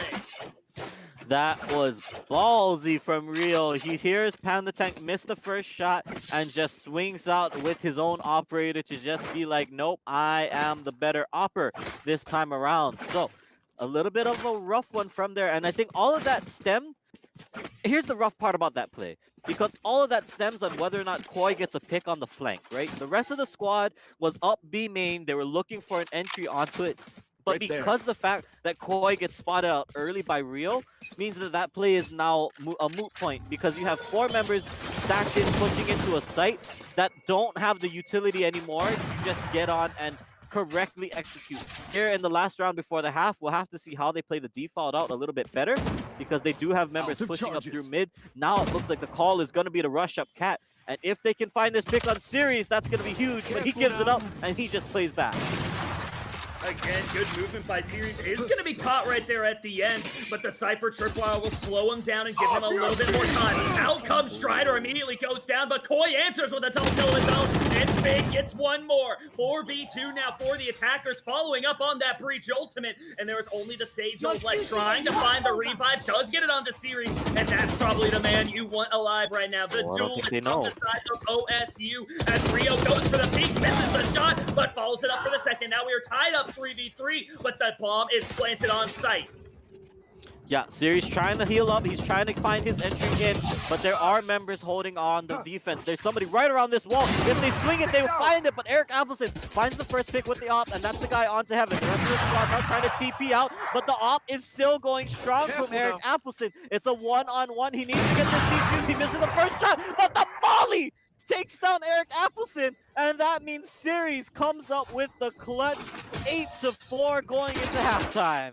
What a clutch by Series, back from the dead. I told you that's the guy you want to use the Sage revive on. He turns it into a double kill. An amazing use of the Molly to know he's gonna have to challenge. It was a risk. It gave an opening for the shot to land from Eric Appleson, but as soon as it missed, it guaranteed he would get burnt up, and Series manages to give his team the 4-round lead, and it's been 5 rounds in a row for OSU. Yeah, that was absolutely a rough one to watch if you are Houston. They started out that half so good. They were playing it well. They were playing it right. But one thing I think you have to take a note of is that once you start doing weird things and you start pushing like how the side of OSU did halfway through that half, that's when it starts messing with your mental a little bit. You start to wonder, all right, are they going to push us from the flank? Do we keep a guy watching that angle? And instead, here comes the wall. There goes the Cypher cage. The attackers are stemmed out as they try to get a volley down up towards Market. But the rest of the defense is already here, and they're already waiting. Sirius takes a lot of damage, but he gets the heal orb for himself as Custard opens up the killing. Strider and Panda take answer right back with a double kill of their own. Now 4v3 for the defense, and they're trying to retake it in right now as the bomb hasn't made it onto site. One of those first 2 kills was the bomb carrier, so it is down, and Custard needs to try and find his way back towards it. Around the left side goes Series, but Strider answers it back. It's a 2v2 turned into a 1v1. Eric Appleton versus Neon. They are just around the angles of each other, but can't quite spot it out. Out comes Eric Appleton, and he'll clutch it out for Houston. That was definitely a tense moment for the side of the defense. Houston, they needed to win that one. That was a big round for them to take. But let's talk about that, because that bomb getting picked off early, Strider, was absolutely critical in that kill, because if that spike made it to site, that becomes a very different round. That becomes a very winnable round for the offense, in the sense that, all right, they just have to plant and they just have to wait for everyone else to get onto the site, or they can now play the retake angles, right? On the other side, though, because the bomb is dropped, the defense has no problem just sitting and watching cross angles and waiting for the offense to push out of B site. That's not normally a thing you see. That's why a lot of people didn't know where to stand, where to go, and that's how that round turns into what is a chaotic 1 versus 1 at the end of the day. Panda Tank sees that the recon boat is there, but now that gives away his position. Offense, they look like they want to execute, and here we go. Oh, Panda Tank, he's lining him up, and he gets the triple. Neon able to get one back, but Koi follows it up, and it's 4v1 for Houston. The series was waiting to flash time and time again, but he ends up not throwing it, and Panda Tank just gets them all lined up in front of him. You cannot get an easier triple kill in this game, and the attack is absolutely shut down. Custard is left all alone creeping along catwalk, and I've seen people do crazy things, but for him to turn this 1v4, I just don't see it happening. Yeah, that credit for this round goes to Panda Tank. Big's gonna clean him up at the end as well. But yeah, that incredibly stands to the side of Panda Tank. And I gotta wonder what was going on in the offense's head, because they heard the shot. They heard Panda Tank shoot the recon boat. They should have had an idea. Yeah, you should have had an idea. We could see the X-ray series kept snapping his fingers. He kept bringing that flash up, but he ends up running through and flashing to the left towards the door. You should know that Panda Tank was to the right, and that's why I'm just sitting here shaking my head about how that went so wrong so fast. Here we are, though, into round number 15, as you hear that ultimate getting popped from the defense, from Panda Tank, as he wants to continue these highlight plays. Yeah, this guy's looking for more, looking for blood on the Jet, but already the offense has taken up space in mid. So keep in mind, this gives them options. Now, if Eric Appleton throws this wall down early before they come up, that will now buy them time. That buys space, and that buys them the opportunity, actually, to keep the defense, or keep the offense at bay, rather. Nobody else is willing to push through this, and this is stalling a lot of time. They have to reconsider, because they are not willing to break the wall and push through. Even though they break it now, smokes and the more utility will just stall them out even longer. And so it looks like the play might just be to go up cat. Series thinking about going from cat through connector, but Panda Tank, that's a whole different type of shotgun up close with the right flick, but he misses it. Custard on the flick, gets the first blood. The Big is there to trade it back. We're into a 4v4 now, but I think the A side has been broken well and truly open, as the defense is all going to have to try and rotate Black through. The Cyphers are about to face off for each other, but the Sage Wall keeps Koi from getting through the door. He is tapping away towards Series, but he can't quite find an angle. Here comes this 1v1 in the middle of the map. Strider gets the drop on a Dragonfly, and we're left into a 3v3. Bomb plant went down, and the upgrade onto the Vandal. Strider finds it second. Rio gets it back. 2v2 situation. As you hear the ticking of the time go down, the defense are gotta try and play it fast. The location is revealed. Neon comes through with the headshot, and the quick double at the end. Give it to the attackers. That was very close. That one almost swang the back way, but Neon not able, or rather, I'm sorry, the side of Koi not able to shoot that recon bolt fast enough. Strider wanted to get in onto site, but unfortunately for him, the utility coming out from the rest of the offense, they had a lot still in the tank to use by the end of that push, and that's what allows them to just play the 1v1s out as best as they can. Okay, I mean, let's get set up. Realistically speaking, if not for them winning their fights, they had to win individual gunfights to even get to that point. But unfortunately, the big thing was Panda Tank missing his ultimate. If he gets a couple kills, he gets a reset, he gets a highlight play on it, and that then becomes the advantage for the side of Houston. But because he misses it, OSU just gets the waltz right on in onto that ace site. This time around, we'll have to see what else they can do, because again, the defenders have given up space on the back end, and now we find ourselves in a weird situation where offense already up cat. Yeah, that was a few pixels there. away from Panda Tank, turning it into just a right-click chain on the Joke's ultimate. over. He can't You're find the dead. first one, and here comes the intro by series. Fig is going to get flashed up by his own teammate, but he doesn't even care what's behind him. He's just running ahead, and Panda Tank comes back with his first kill onto Neon. He does kill the ultimate of Blocking series, sight. but he doesn't Blocking get the sight. actual kill on the series. You can see the attackers rotating the other way, and Strider is there on the defense. He gets the first one. Rio turns it back, and Custer drops the ultimate and the flash. I believe he got a full hit there on Eric Appleson, but he's You not will going to push not it too kill fast. my Around ally. the corner, he turns, and the judge goes down. Eric Appleson up close versus the best Johnny in the game, gets himself a kill. Boy around the backside gets another one, and this still might go towards the defense. Spike is down on site, and Eric Appleson, he knows where he's playing from. Swap back over to the judge. McCoy is there with them. 10 seconds remaining, and I think, is this stage going to go for it? Rio tries and fails. Another round going towards Houston, and they are on the comeback. Yeah, if you are on the offense there, that judge shot missing from the Omen was absolutely... That was the turning point. If you land that shot as Omen, that then opens up the site. You now can say, all right, guys, I have site cleared. We're good. Come on in. But because he misses the shot, the ultimate ends up meaning a nothing. And what was already a half buy for the side of OSU now puts them into a forced eco round coming into this. They've got one gun to play off of, and that's going to be Neon. So we'll have to see what else happens, because it needs to be just a straight run in. They're going to have to play this one a little bit faster, or at least try to get a pick if they want to get anything going. But already, just look at the spam up-down cat. They do not want anyone to play that angle. They don't want anyone flanking them. But now the rest of the squad has pushed up to mid, and it's up to them now to decide if they're going to break the wall or just retreat back towards B main. Looks like it's a little bit of both.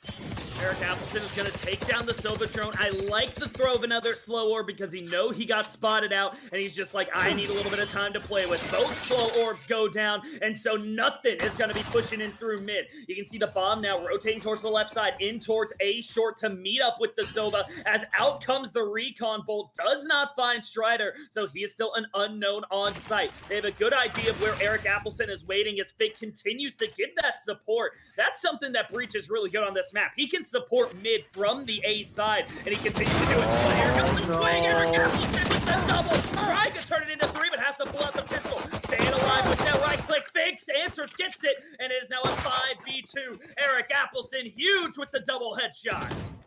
Yeah, that was a huge hold, and they're still going to find more. This is still an eco round, keep in mind, folks, but that hold from Eric Appleton was indeed where that round falls apart. Great job from the Sage, from the second frag on the board. Keep in mind, the rest of University of Houston, they're all relatively close. Everyone pulling their weight. But they're doing such a good job this time on defense to stall out the attackers. Let's take a look at that, because basically that wall, the way they're using their utility, yes, they're giving up space, but now this is almost forcing the side of OSU to not be able to play as aggressively as I think they'd like. Because the utility is being utilized well, that means that they're forced off, and that means that they cannot just take and swarm a site. As this time around, once again, you see it, defenders, they push up, get a little bit of info, then they back away to make sure that, all right, nobody else can push through these angles, these corridors. Catwalk is going to be the point of contention along with A main, but if enough defenders are already here on A site, that is all the time they need. Yeah, Fig can do a lot to slow them down with these breach abilities, but he's got to figure out where they're coming at him from. He only has the flashes left, but his stone is going to be right back up in a couple of seconds, so can use that as well. If they get a good idea that they are all trapped inside A long, that stun can grab a couple members, but you need to get the angle from Catwalk, so they'll have to clear that one first. It's going to flash over towards A long as in comes the execute. Dragonfly gets the first headshot onto Panda Tank, and there are the rest of the rotating members coming through, but Big might have been unnoticed. right in front of him. He's gonna try and duck it, but the trap wire gets him. Out comes the Cypher Trap as he gets spotted, and the attackers should have complete control of sight. They have the man advantage. They know where the defenders are coming from. All the pressure goes over to Houston right now to keep their streak alive. All the pressure is indeed. The retake has to be clean. They've already got a lot of the angles blocked off, but Series is here, and he's playing such a tight angle, but he gets picked off 1v1 in the close quarters combat. Eric Appleson gonna get dropped as well from Neon on the backside. Custard wants another shot, and he will get it. The offense puts themselves into double digits there from the side of OSU because that was a massive round for them to take. There was no delay from the defenders on site. As soon as OSU said they were pushing, they got the first pick onto Eric Appleson, and they had full control for themselves. If they decided to go through Catwalk, that might have gone a different way. There was a breach waiting for you there. He can flash you, he can stun you, he can make your life difficult. But when there is only a Jet defending, you just have to win that first 1v1, and the world is yours. Finally back onto the board come OSU as they are trying to hunt this 2-0 win here in the semifinals. Out is going to peek big and immediately goes down to Series. Catwalk wide open, and it looks like A is going to be the point yet again.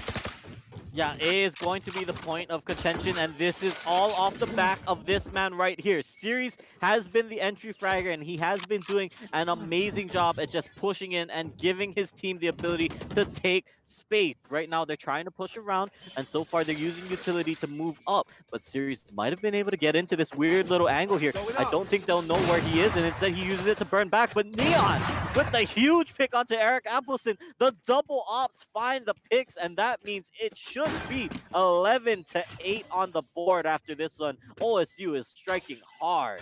And just look at the Survivor Strider, kind of reevaluating his life choices, I feel like, over at B. He is just hanging out with his tripwires and thinking, is this really where I want to be in life? Saving at B 5v1. It's not the best situation, my man. I am feeling for you as we get the free cam. He dances for the stream a little bit too, but now with 2 straight rounds going the way of OSU, they're really starting to push the pressure on maybe winning this game. If they break that economy of Houston, there's not much more room to fall back.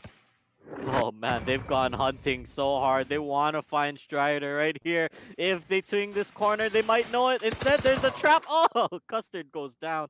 But yeah, 100% agree with you on that. The economy now for Houston in absolute shambles. Strider gets to keep his gun, and if he wants to choose so, he can buy a gun for somebody else on the squad. Question will be if that's what they're going to do. I almost think they have to at this point, because if you lose an eco round here, it puts you at match point with nothing else to do. There it is. Okay. All right, that is now an operator on the hands of Panda Tank, so they're going to try and do what they can. It's a half by a full committal from the piggy banks of Houston. They need to make sure they win this one. They cannot afford to give this up because that almost guarantees that they are knocked out.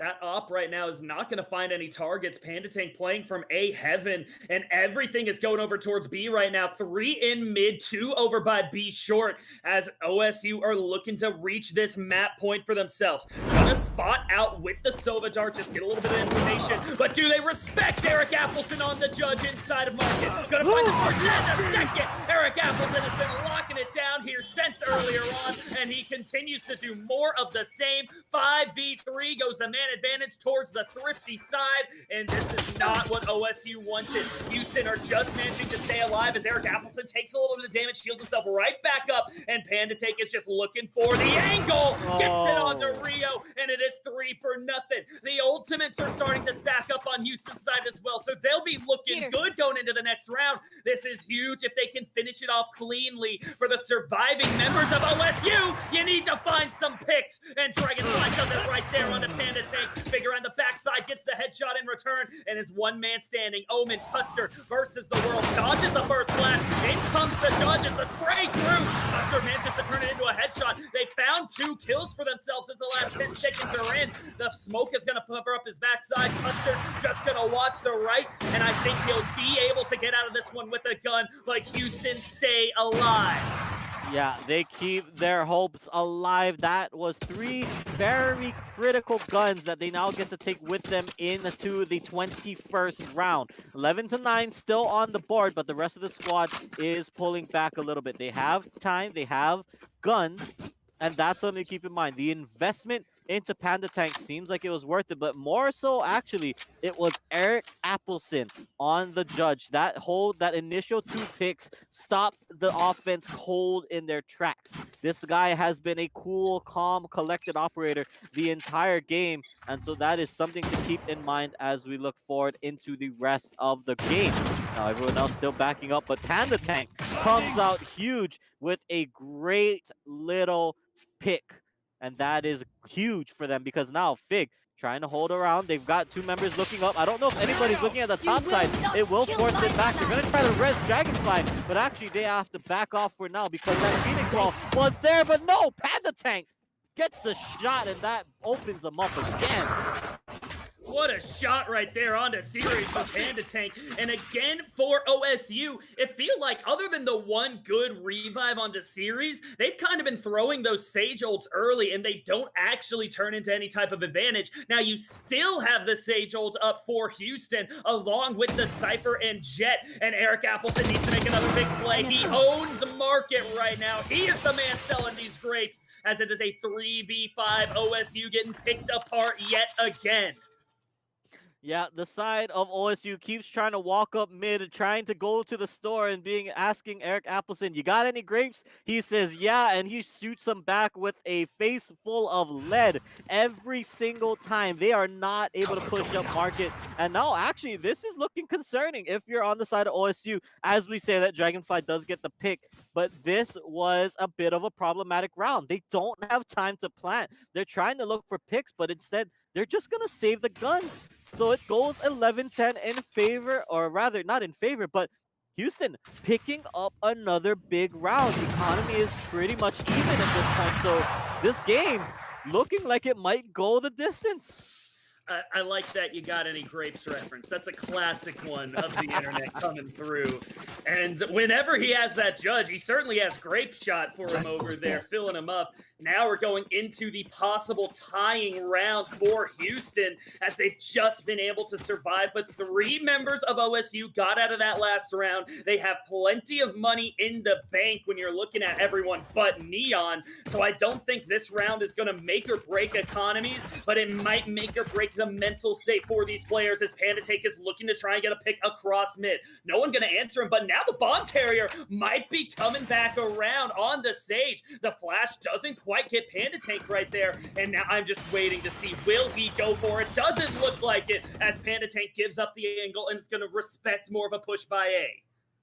Yeah, he's going to respect the push. He's going to back up just a little bit, and so it looks like for now, the offense will slow the push down. They're still trying to find angles, but some of that utility already having been used. They need to wait out the wall or break it down a little bit and wait out these Sage slow orbs from Eric Appleson, because if they're going to try and contest it again, they need to make sure that all the utility is out of the tank. This might be trouble for the Omen, as actually, I don't think he got spotted.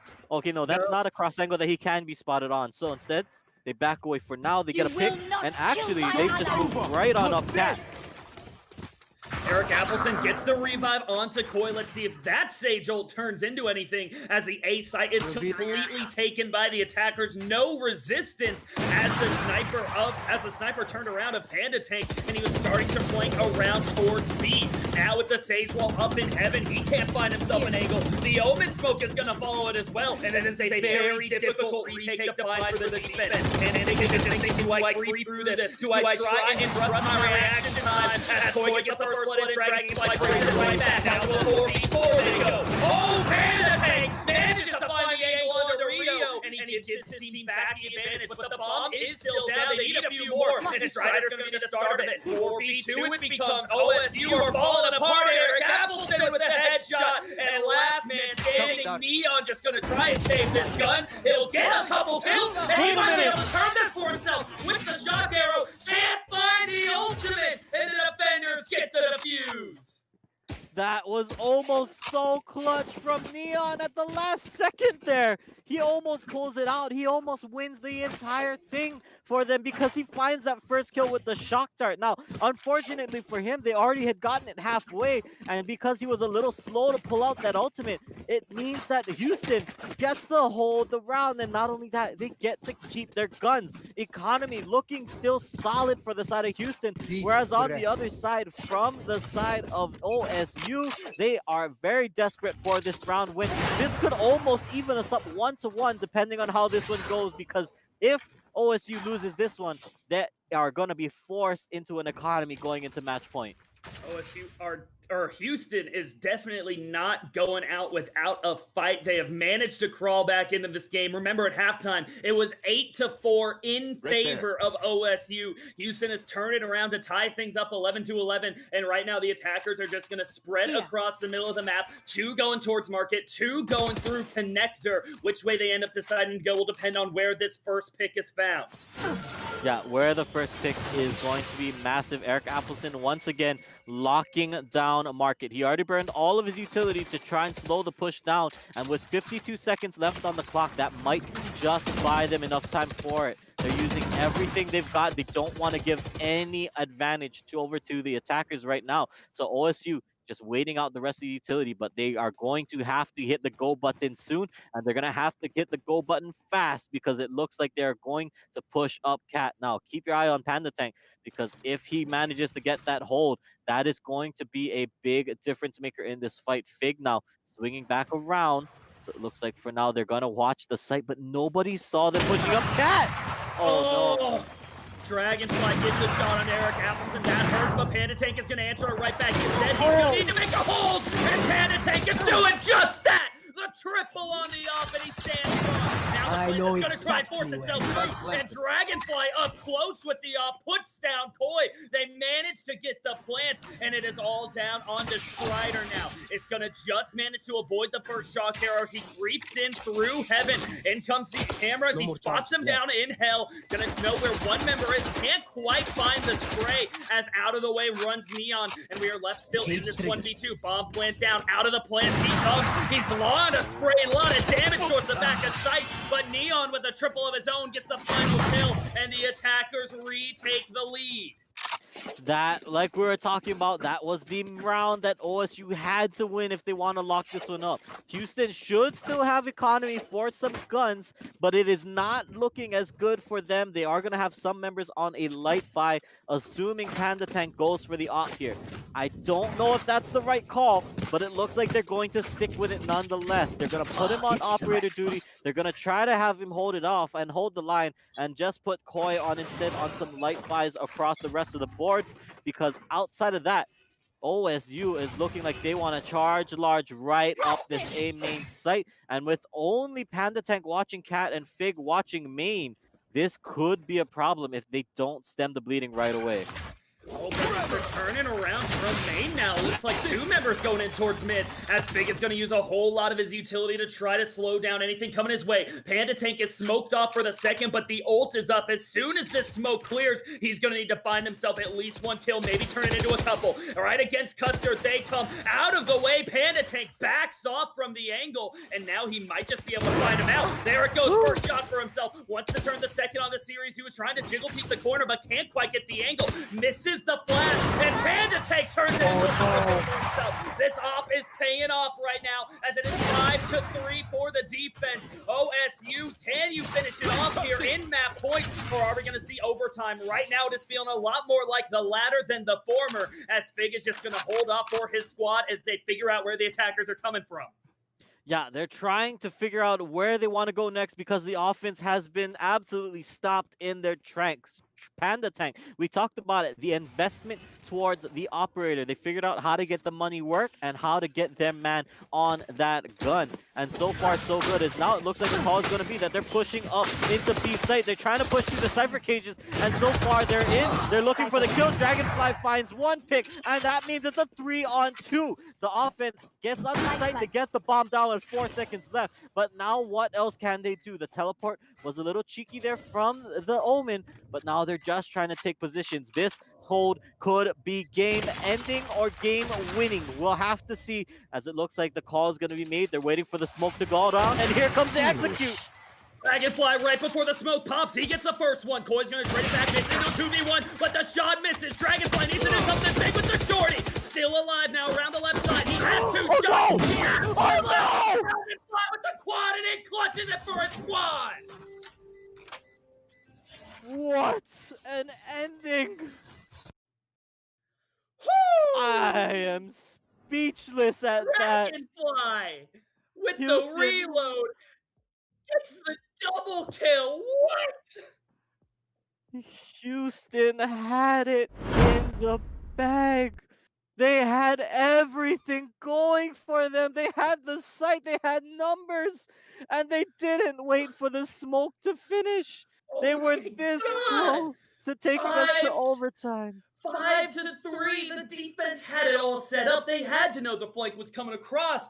They open up the site with a 1-for-1 trade, and it all comes down to Dragonfly. He shoots through right before the smoke pops, but that's not even it. It comes down to a 2v1 with only the shorty. He doesn't get a kill with the first floor. He manages to get a reload, and then to have the state of mind to only use one shot for the first kill, save the second for the second, and he doesn't miss, holds on. What a round.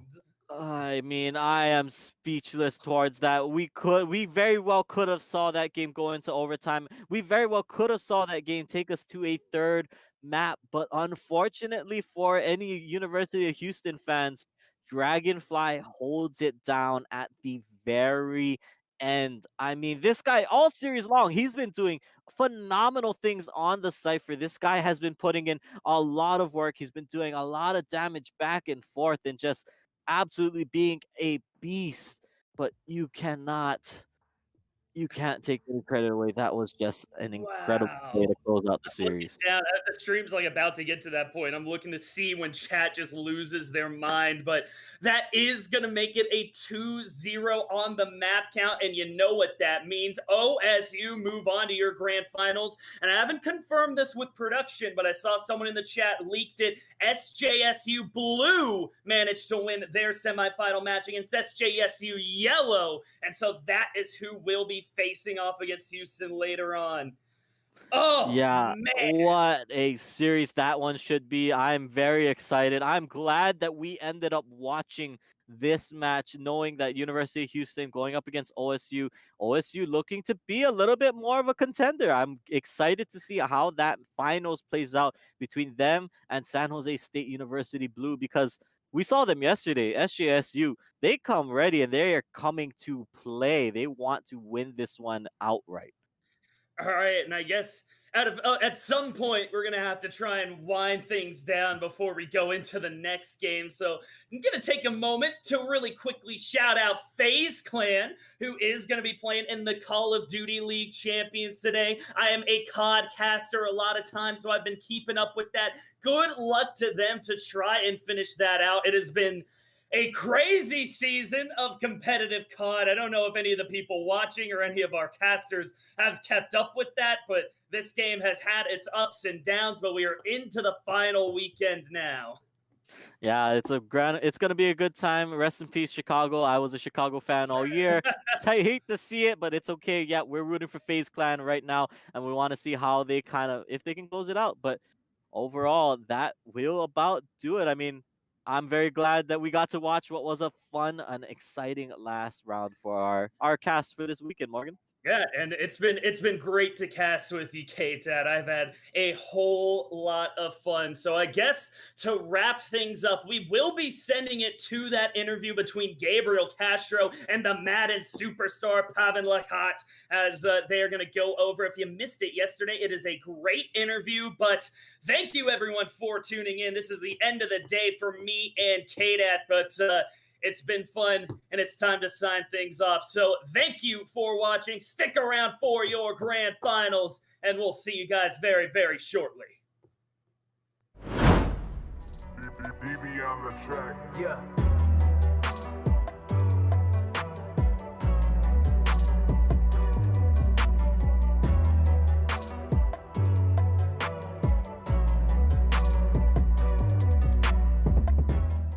guys, how you doing? This is Gabe Castro with the North American Collegiate League. I am pleased to be talking to Pavan Alakat.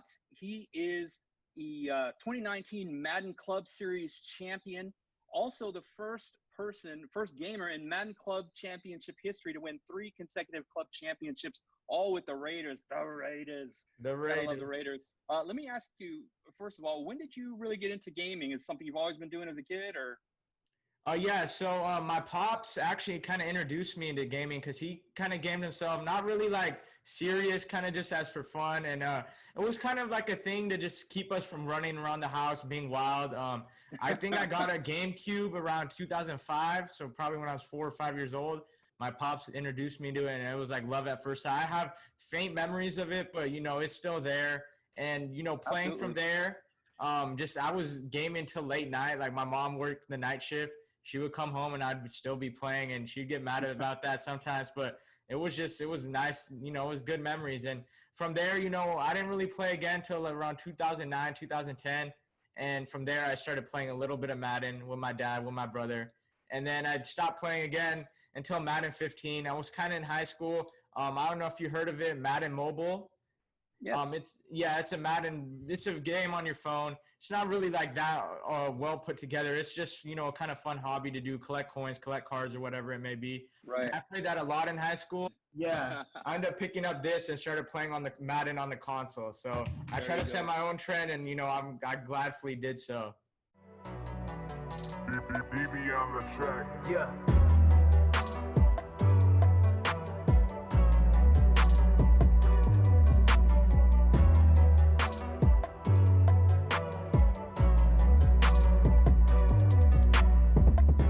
Hey guys, how you doing? This is Gabe Castro with the North American Collegiate League. I am pleased to be talking to Pavan Alakat. He is the 2019 Madden Club Series champion, also the first gamer in Madden Club Championship history to win 3 consecutive club championships, all with the Raiders. The Raiders. I love the Raiders. Let me ask you, first of all, when did you really get into gaming? Is it something you've always been doing as a kid, or? Yeah, so my pops actually kind of introduced me into gaming because he kind of gamed himself, not really like serious, kind of just as for fun. And it was kind of like a thing to just keep us from running around the house, being wild. I think I got a GameCube around 2005, so probably when I was 4 or 5 years old. My pops introduced me to it, and it was like love at first sight. I have faint memories of it, but, it's still there. And, playing Absolutely. from there, I was gaming till late night. Like my mom worked the night shift. She would come home and I'd still be playing, and she'd get mad about that sometimes, but it was nice. It was good memories. And from there, I didn't really play again till around 2009, 2010. And from there, I started playing a little bit of Madden with my dad, with my brother.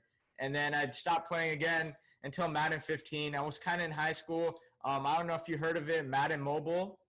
Yes. It's a Madden. It's a game on your phone. It's not really like that well put together. It's just, a kind of fun hobby to do, collect coins, collect cards, or whatever it may be. Right. I played that a lot in high school. Yeah. I ended up picking up this and started playing on the Madden on the console. So I try to set my own trend, and, I gladfully did so.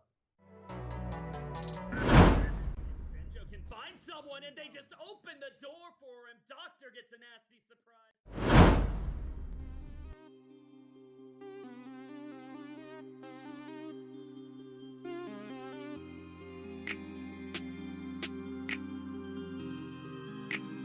BB on the track. Yeah.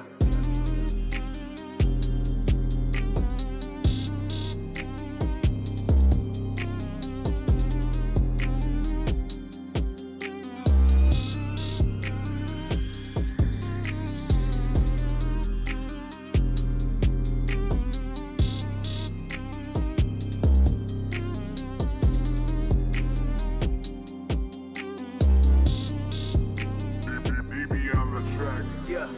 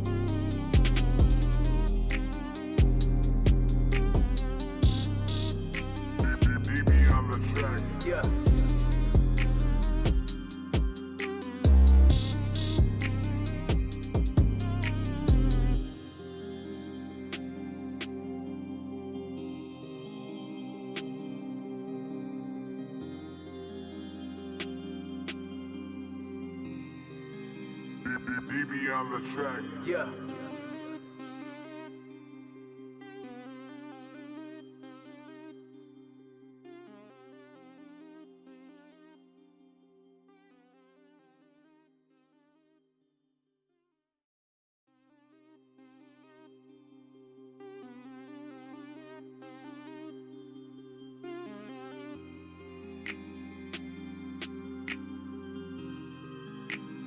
BB on the track. Yeah.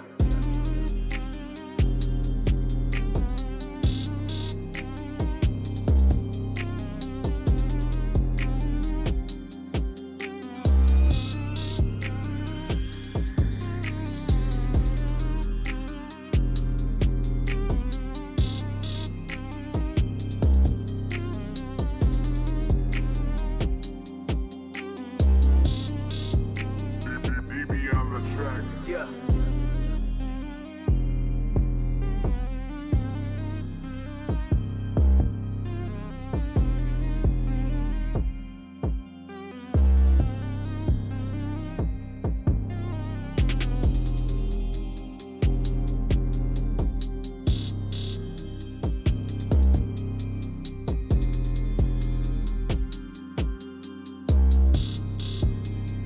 BB on the track. Yeah.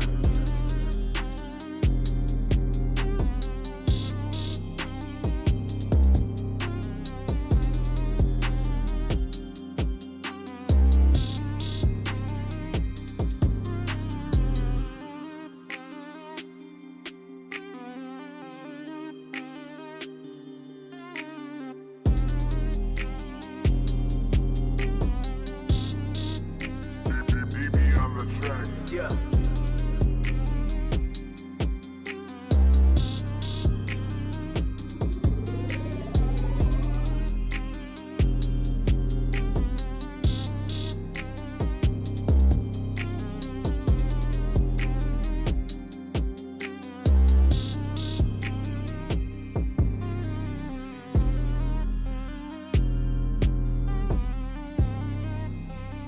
BB on the track. Yeah.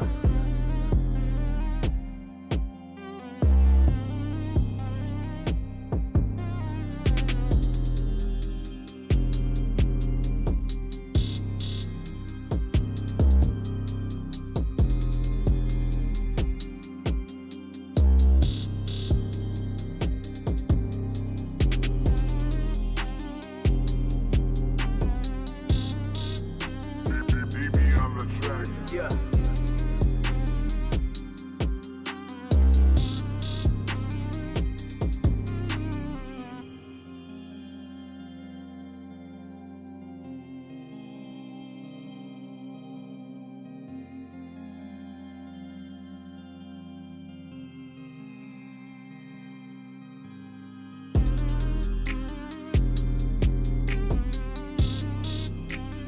BB on the track. Yeah.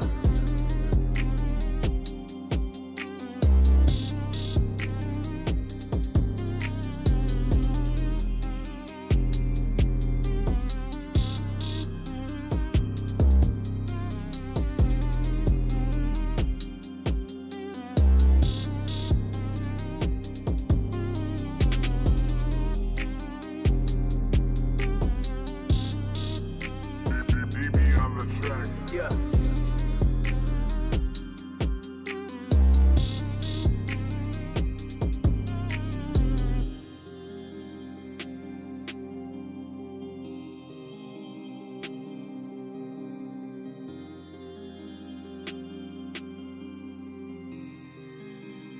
BB on the track. Yeah.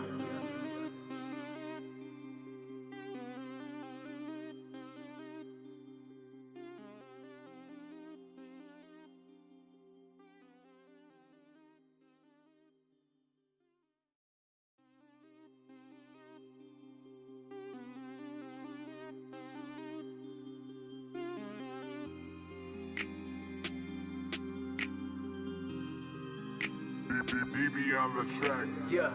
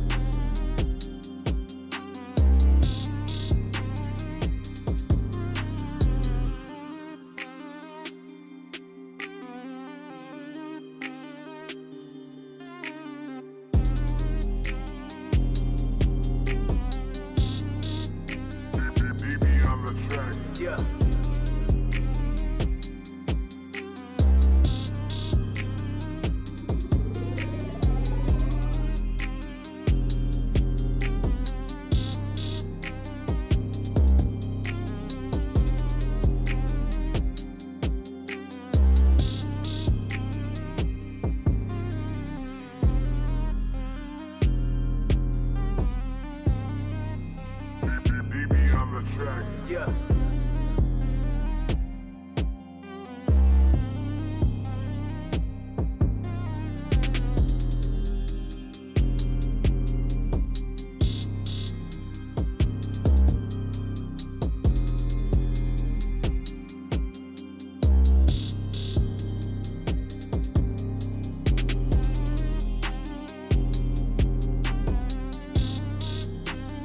DB on the track. Yeah.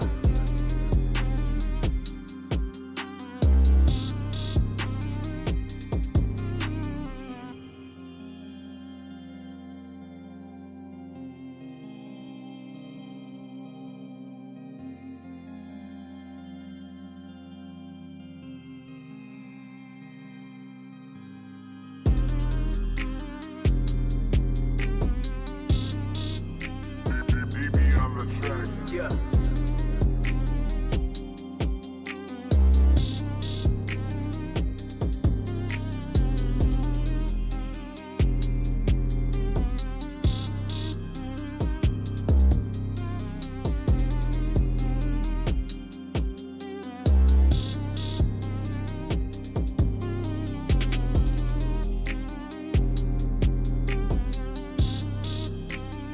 DB on the track. Yeah.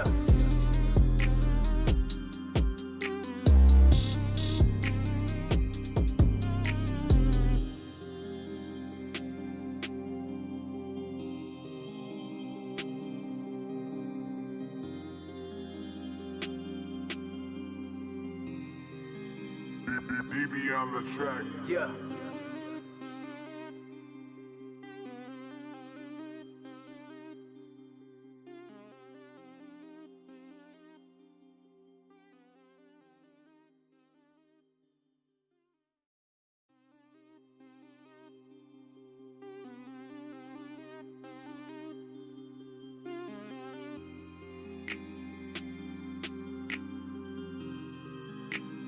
DB on the track. Yeah.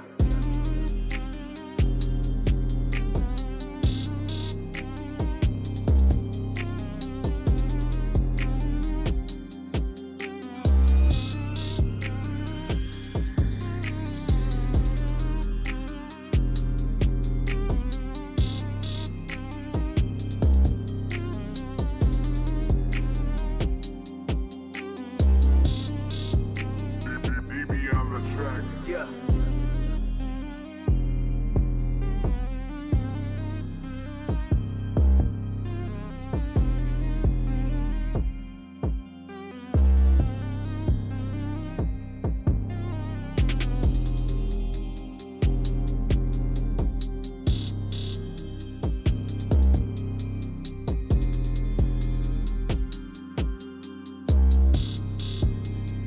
DB on the track. Yeah.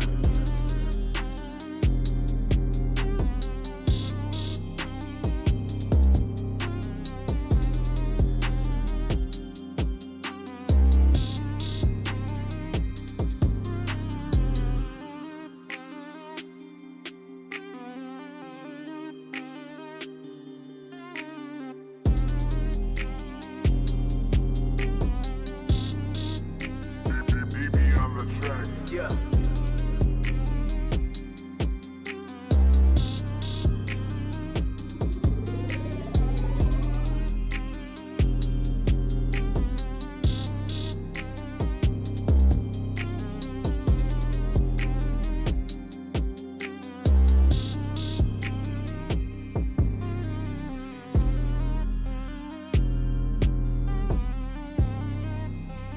DB on the track. Yeah.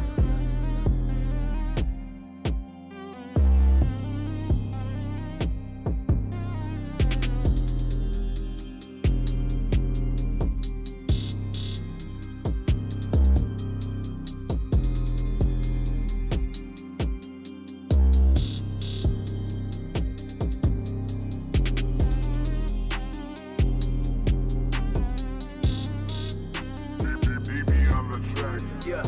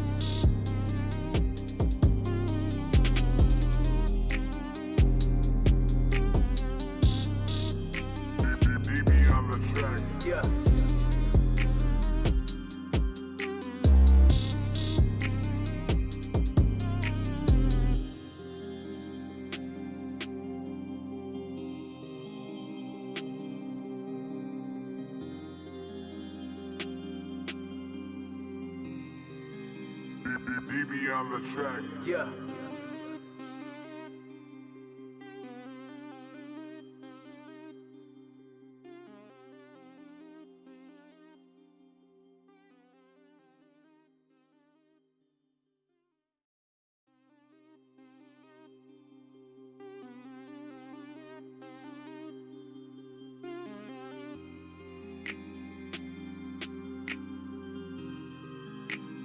DB on the track. Yeah.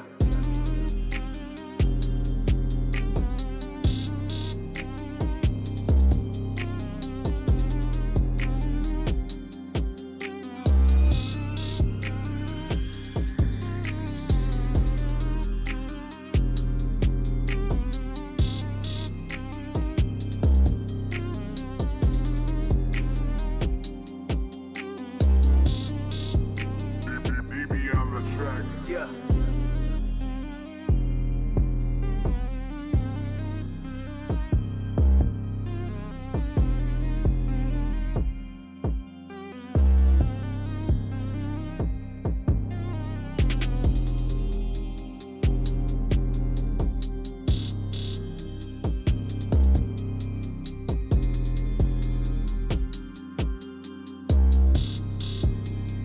DB on the track. Yeah.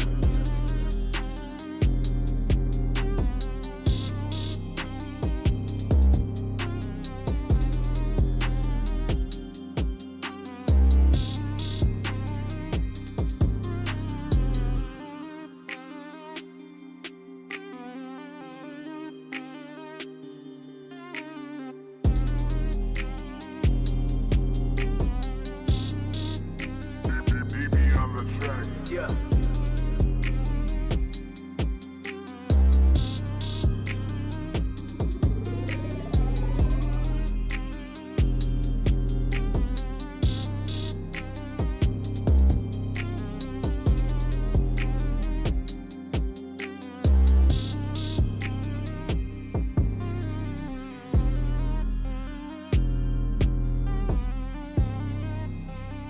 DB on the track. Yeah.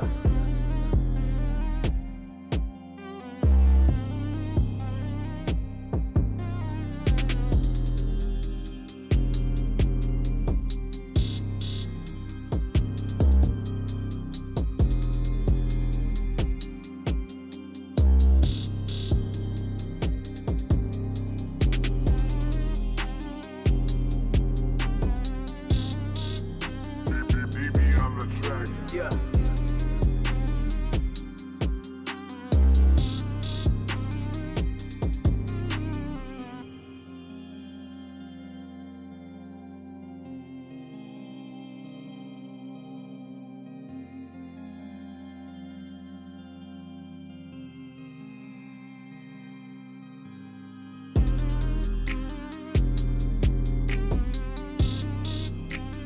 DB on the track. Yeah.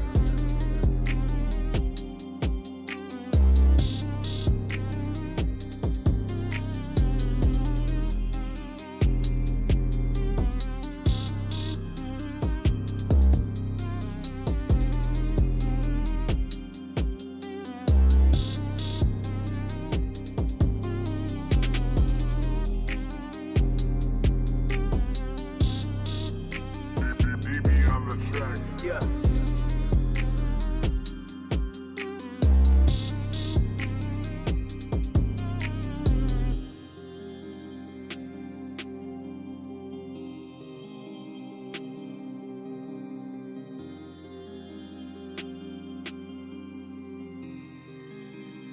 DB on the track. Yeah.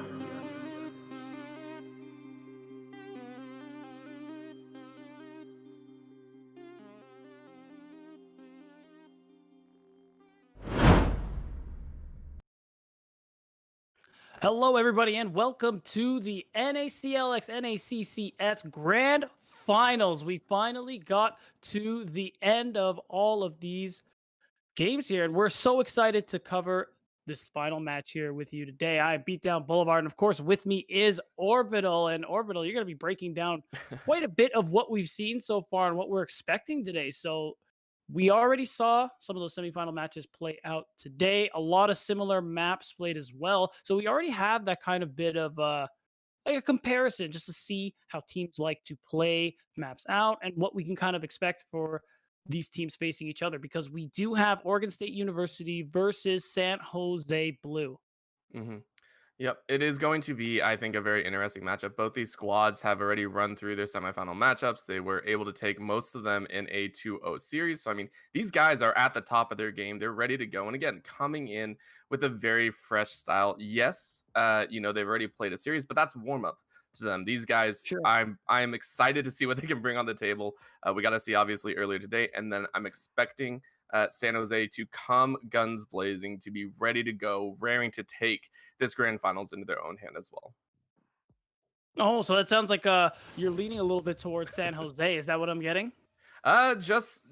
Maybe just a little. We'll see. Again, I came very close with the prediction last time. I feel like if I say anything here, true. it's gonna be really bad. So I think. Oh, come on. Give us a little prediction. A little one. Okay. I A think little one. this is going to be San Jose's hardest challenge yet. Reason Oh. saying is, again, they won very convincingly in their first couple sets. This time, I think OSU is going to come out of the pocket. I mean, we touched on it a little bit. We saw it before as well. They have somewhat of the same map pools. So I'm expecting both these teams to really understand the map, really understand where the enemy team should be. And I'm expecting either quick pop-offs or very close, wire clutches from both these squads. So, I mean, it's going to be very exciting to me, I think. Yeah, we talked about it a lot yesterday when you and I were on the broadcast. We know that San Jose really like to play it fast, especially whether it's offense, whether it's defense. Mhm. And do you think they're going to be able to play that style here? Is that something they are going to be able to rely on going into this matchup? I think it is. No matter what, whenever you're on the attacker side, you get to dictate that pace, right? And the only way you're going to slow Choose down is your if agent. the enemy team is going to obviously be stifling a lot of your engaged patterns. So if they can get off to a good foot, and as long as they aren't too scared of that certain matchup, I think they should have that opportunity to continue their aggressive playstyle, to continue their gambles of forcing these very heavy early minute fights where they take the enemies by surprise. So I think San Jose do have that chance as we do load on here to the first map, which is going to be Haven, which I'm, again, very excited what both squads can do. You and me both, Orbital, and now we're jumping on to Haven. First map of this best of 3 here. And so far, we're going to start things off with San Jose Blue on the offense. And we're going to see Oregon State University on the defense. And it's looking like pretty standard buys here for this pistol round. Yep. And again, this pistol round, I think both these squads are going to be kind of aggressive. However, we do see a 1-2-2 stack up, which is pretty standard at this point. And so I want to see if San Jose can do a complete gamble. It looks like they're stacking over towards A. So if they can pull this off, this will be really surprising to me and really set the flow of the game for this first map. It's pretty interesting too, because we're gonna see the response there from Oregon State. They do have a lot of bias, having most of their defenders in that B mid area, and a lot of people on A, even going as far as placing their Cypher. So we're gonna see if this bold offense works out. We're looking at Kairos, the man on your screen. He's clutched out a ton of rounds for San Jose before. Let's see if he start us off hot here as they move on to site. Oh, bang headshot. He is already delivering for us here. And we're going to see the slow orb come out to kind of slow the approach here. And since there's going to be a rotation expected, I would like to see an actual, just a bait and switch. And that's actually what we're going to be seeing here. They know the rotation's coming off of C, so they are just running it down all the way to C site. Yeah, but you also saw on your screen another member of San Jose actually got picked off, so they called out the rotation. So San Jose are on the site, but they are getting penetrated very, very quickly. Neon grabbing another kill, just underscore, and gets taken down. Neon popping off here with that quick claim, and that's going to be the spike defusal. OSU striking first in the first round. It was a good idea. They really got themselves on to that seaside very quickly. I think just they overcommitted Kairos potentially. And if they had him rotate with them as well and they got that spike plant, they might have had that extra body to keep that push alive just a little longer. Yeah, I do agree with the fact you pointed it out as well. You know, the bait, Kairos on his own, everyone I think already knows Kairos is one of the most outstanding members on this squad. He is the one that runs a lot of those clutch plays and also makes the big kills early on as well. So getting that early aggression down, they were trying to use him to bait out multiple fights, you know, saying, hey, Kairos is here, so the rest of the squad don't be here. And it's just unlucky that he fell very early on, fell after the first kill. He wasn't able to grab another member. So, you know, very unlucky, but a very nice idea as already Len taking down series on that back end. A really good opening to this fight. Oregon's gonna respond Dragon, excuse me, is gonna get the trade. So things are still pretty even. You saw just on your screen, just underscoring. He is moving those corners with that shot. He's hopefully looking for a quick pick-off. He might actually run into someone soon there in the background. But it looks like it's another kind of bait-and-switch play here. They have Choi Boy on the backside there with the spike, just looking down C long and kind of waiting for Oregon to engage with the rest of the team. They want to try and get another sneaky plant. Yeah, they do, and that's a shotgun to the head as Custard is taken out of this game. Very nice job by Justin Under. Oh, he got the flank, and there it is! The wipe is there. San Jose striking back on the C site, and it's all on the enemy Cypher. He is all the way back at B. He might actually get cut off here, which is kind of sad. Cypher on Cypher action. That's going to be Teddy. Well done by San Jose to get that fantastic collapse. That wraparound was amazing. Just underscoring, coming in super clutch. Most Jets jump and just dash over to their death, but he got two crucial kills to open that point up for them. And this time a much better round coming out here from San Jose, so things are pretty even so far. But it's looking like on the side of Oregon, they aren't looking to spend their money just yet. Losing that first round and spending a bit on the second, it's looking like it has them just a little bit behind. Yep, just a little. Again, this is, it almost looks like a half eco round, which I'm not sure if you really want to botch your economy like that. But again, if they can defend this, this will be extremely impressive as this is a full AR buy round, I think, coming out, or the guns that they picked up off the ground, of course, for the side of San Jose. So, I mean, OSU definitely got to play it a little bit smart. And again, C-Flank coming in here for them.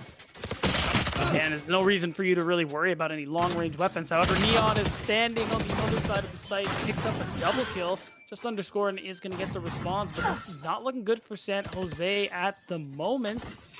Flash comes out onto Rio's, not going to do very much. Teddy, unfortunately, could not do enough. He's actually just outside of the point, and now that the spike is down, he's going to have to 1v3 the situation here, but he finds Rio, who's pushed up just a little bit too far. Oh my god, he manages to pick up Custard as well.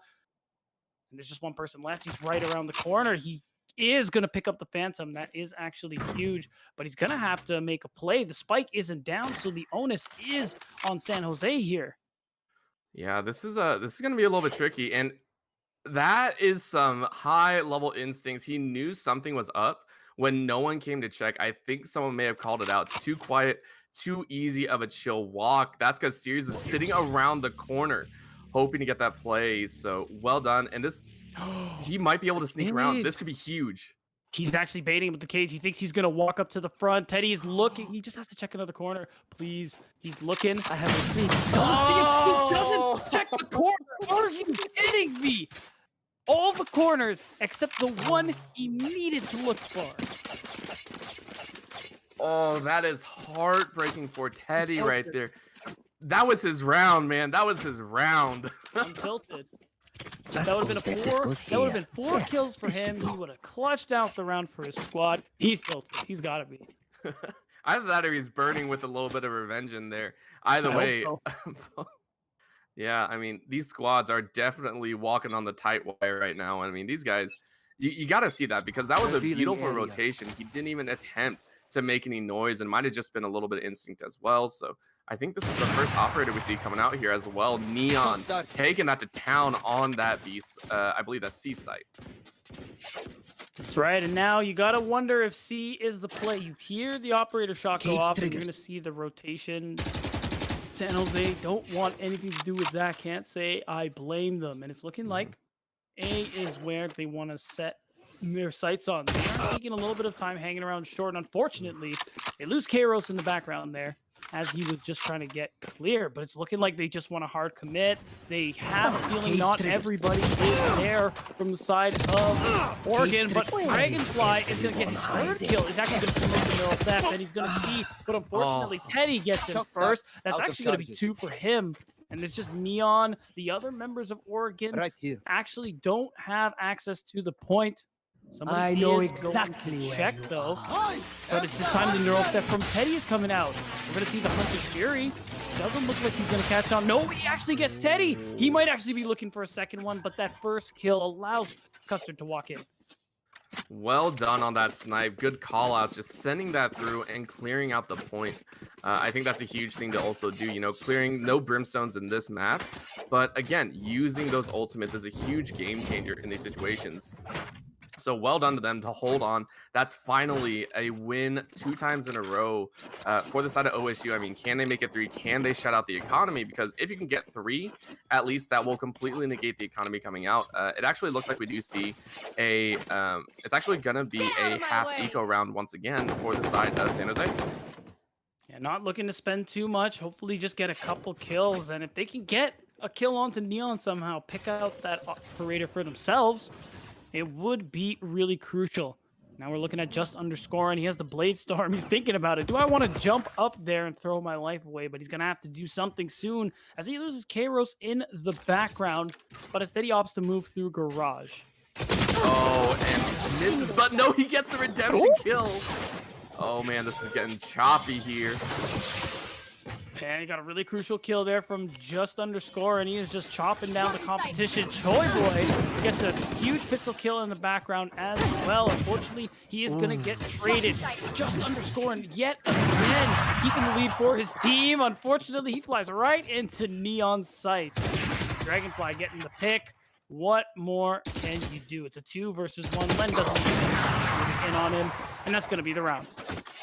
Yep, feels bad, man. I mean, Just Underscored and was popping off with that ultimate. He was getting a lot of those kills, but running straight into the operator kill sets it up, unfortunately. Well timed by Neon, who is currently sitting 8-2. I mean, this man is beasting out already. It looks like the warm-up round on stream for him is doing wonders in this grand finals. Yeah, doing a lot of work, but finally, Just Underscore is going to get an operator in his hands as well. Leave them. They are a little hurt for money as a result of it, but they want to try and make something happen. They're already down 3. Joke's over. And we saw Just Underscore and do some serious work before. Yeah, and oh no, actually he ended up selling it. He's going for the Phantom instead. Yep, swapping out, realizing that it might not be the best play with his teammates not having the best gear as well. So playing it a little bit smart. I do agree with this move here. And while they're taking the time through this one, scratch that, as I say, Just Underscore and dashes his way in. He's gonna get the opening kill. Big Wall is gonna come out as well to just make some space. Have to worry about one less angle for the meantime. But Oregon, they gotta shoot it down. They need a way onto the site here if they're gonna have a chance of defusing. Yep, that was a beautiful smoke screen as well up to the top corner. You saw 2 members rotating towards that window side. This is going to allow them to set up just right for this potential flank. And again, this is the fast-paced SJ University that we like to see. Good catch by Choi Boy. This might be it. However, trades are going back and forth. Just Underscore, though, with Len sitting in hell. Oh, and Neon misses the crucial op shot, and for that, he also loses the round and his gun. See, that is the fast-paced San Jose that we were looking for, right? OSU had almost no time to respond to that quick-paced push, and it completely caught them off guard. You know, that one member that they had on the site completely got overwhelmed, and Just Underscore and Teddy were able to make light work of them. And we need to see it again here. One more round if they want to. They will take control of the ecos, I feel. And so, if they can make it work, if they can continue this run, you know, start of a run, I should say, it will be a completely different first half. It's a really good way to put it, as Oregon still have quite a bit of money from the streak they went on earlier on.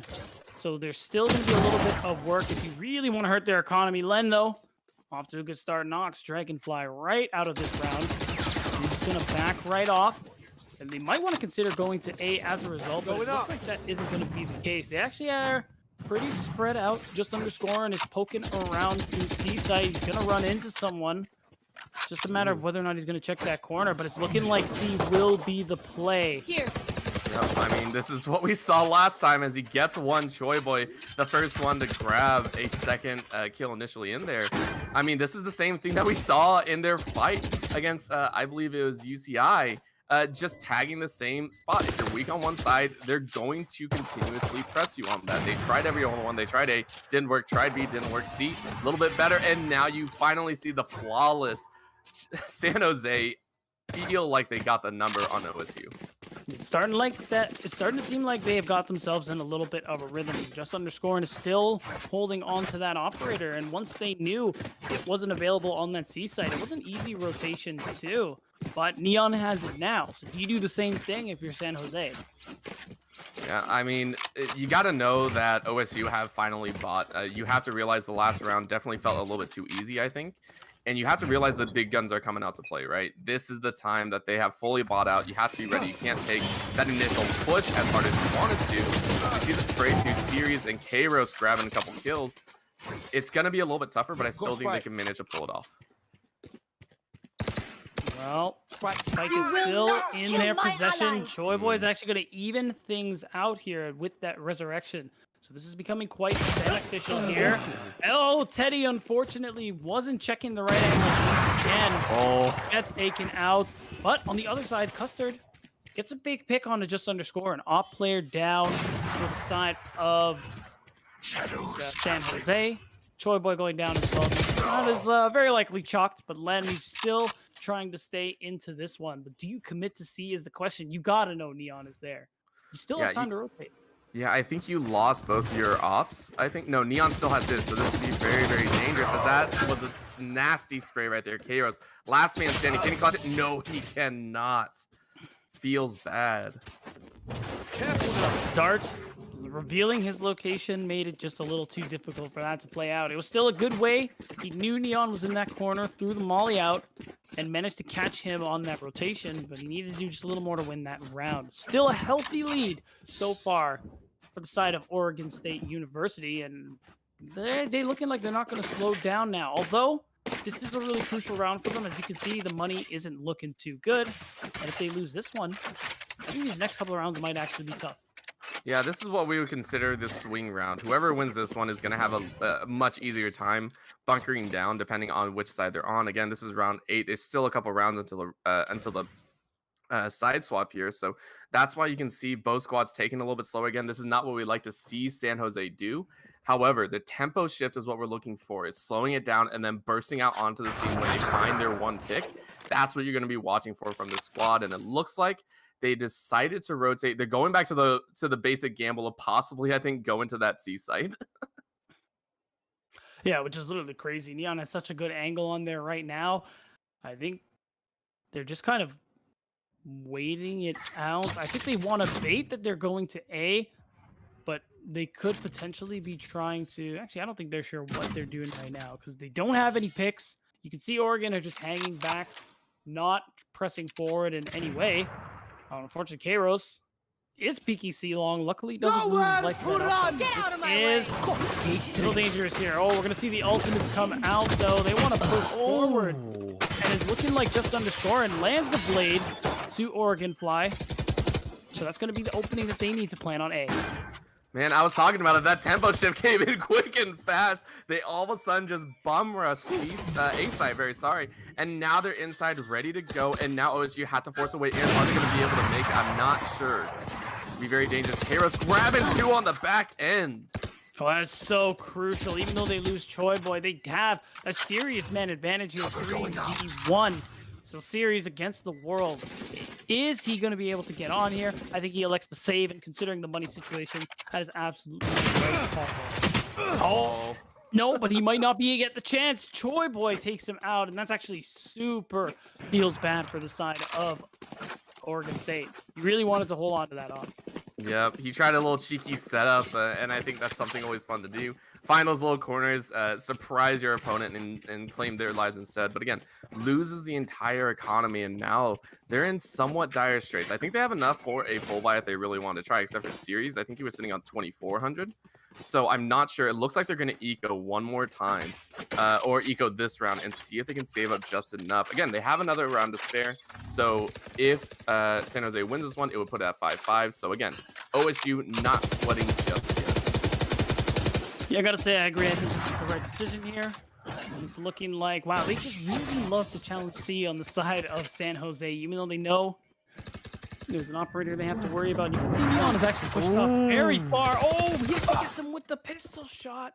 He actually picks up 2. Troy Boy, though, picks up 2 of his own with the trade. So it's looking like C is going to be the play, but do they know there's a flank on the backside? They do. Len spots it out, which is clutch. Troy Boy maybe didn't need that res, but you know what? The amount of kills numbers he's putting up, he can afford to just spam that thing off the tool down here. And that's going to be San Jose time series.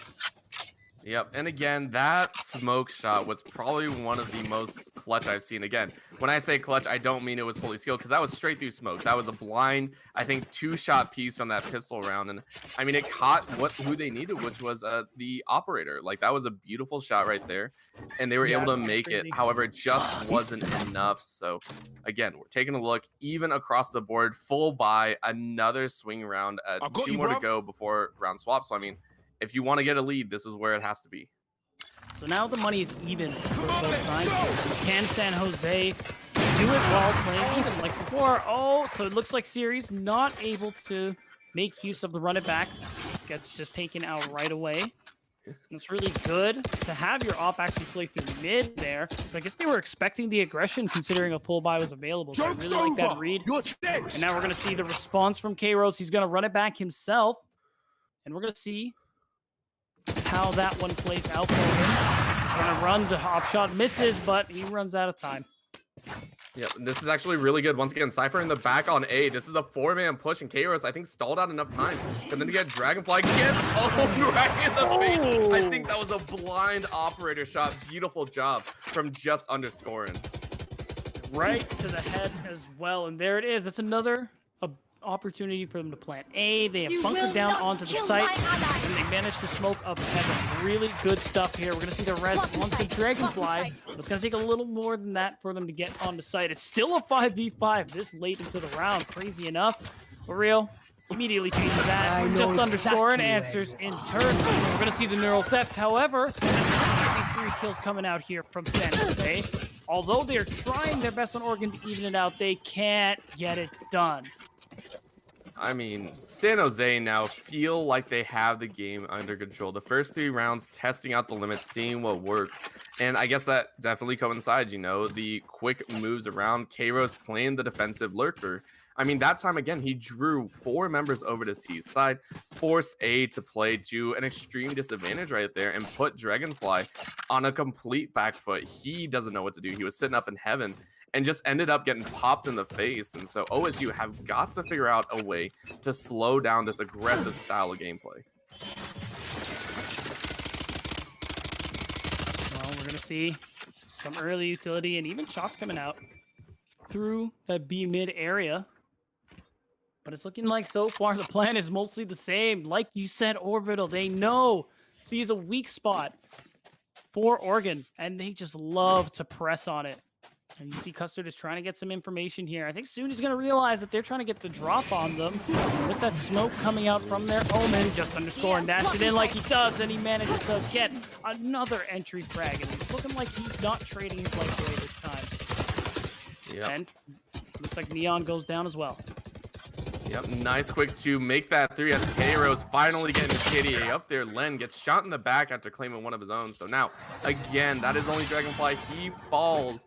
And would you look at that from the brinks of a 3-0, or I want to say 3-1. Looks like San Jose have finally got that round under control. And now it is going to be OSU's turn. Can they contain the flow, the momentum of this match? Can they start to dictate it as they take the attacker's side? Yeah, that's going to be the question. We have sides swapped out now. Maybe San Jose could struggle a little bit more on the defense, although from what we saw from them yesterday, very likely isn't the case. Again, we know they're so aggressive, even on their defensive plays. We see them pushing out to angles you really wouldn't expect the defending team to do in a lot of instances. But maybe this time around, Oregon State can punish it the way UCI could not. Yeah, B side completely clear as you stated. All right, we'll take that gamble. You're either coming to A or C. Not going to go for mid. And OSU say, yeah, we'll go mid. We're okay going mid. Oh man, if they actually pull this off, that will be very interesting. However, the corners are being watched now. And there are definitely traps available here, making good use of that Cypher utility. And what we're actually seeing, Len picked up quite a bit, but he's going to get punished for that one. They still get the information, and I think you're considering going to C if you're on the side of Oregon. But what they don't know is Choi Boy is going to be watching that corner. Yeah, Series actually took out K-Rose as the BC pushed into C. They're just going to bum rush it. They say that's it. Choi Boy claiming the first one, but gets taken out by Series again. So Series really handling this round well with that pistol. Now 2-on-4. Big question comes out. What's going to happen next? Just underscoring. Now has to try and make his way through. He's matched up with his other teammate here. But Teddy gets taken out. It's all on underscoring.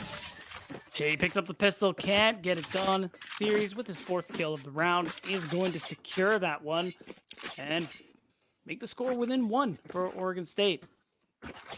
Yeah, again, kind of a deja vu moment once again with OSU taking that pistol round, and it's going to be a little bit of time. I mean, if the rounds went like before, OSU have got to start cleaning up these early rounds if they don't want to allow they don't want to allow San Jose to read the rhythm, read the flow of the game, and start getting a bead on where they like to attack. Again, this game is all about deciding, hey, what do teams enjoy attacking with, and how do we stop their pattern of attack. Well, thinking of, Series are running right through B window. Series and Neon going so big, and that is an electric round immediately coming out here. Unfortunately, Teddy, with the burn and Rio shots, means that's a quick tying of the score here for Oregon State. Just like that, they're back in the game.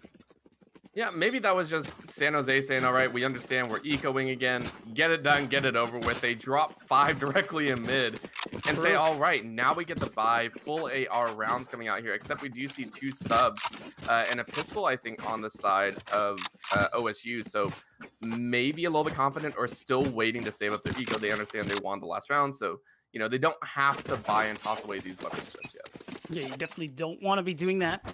So they're just going to hold on to the SMGs. They still have some ARs available, and Series is going to get hit the wall a little bit, it looks like, and is going to try to heal himself as he is getting quite low. We're already seeing shots traded all over the place. K-Rose is holding a little aggressively in the garage, but he's going to go back to watching that speed long area. You two stalled out if you're on the side of Oregon. However, Teddy and just underscore, and all of a sudden are getting some really crucial kills. They're pushing out their A short.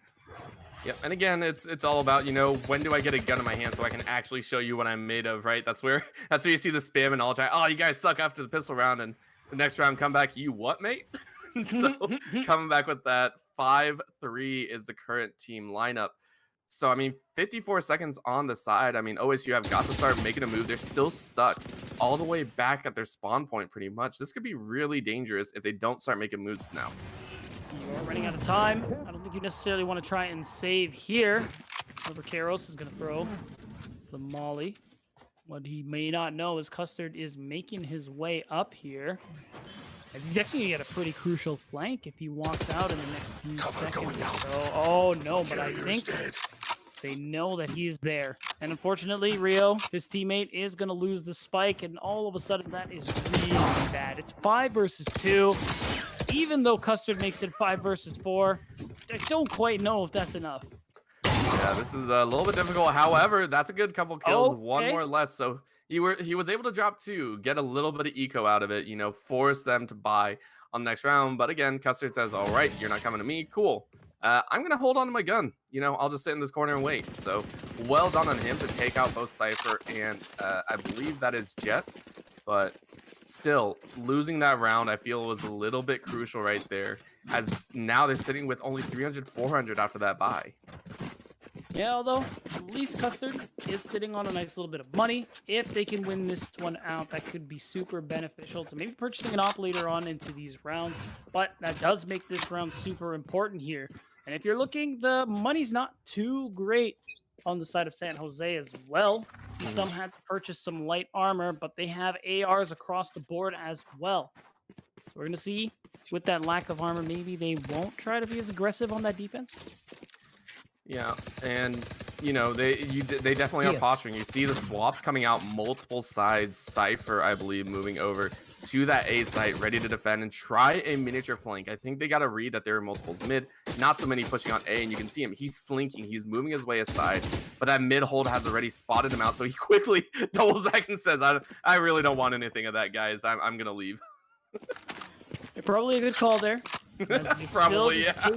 Yeah, you're still just taking your time if you're Oregon State. They're just hanging around mid area because of that smoke through the doorway to B. I don't think he realizes just underscoring is right around the corner there. He's going to be patient. He's going to wait. They're literally on opposite ends of the wall. Not even realizing the other is there. Oh, no, but a lot of people are about to walk in on him.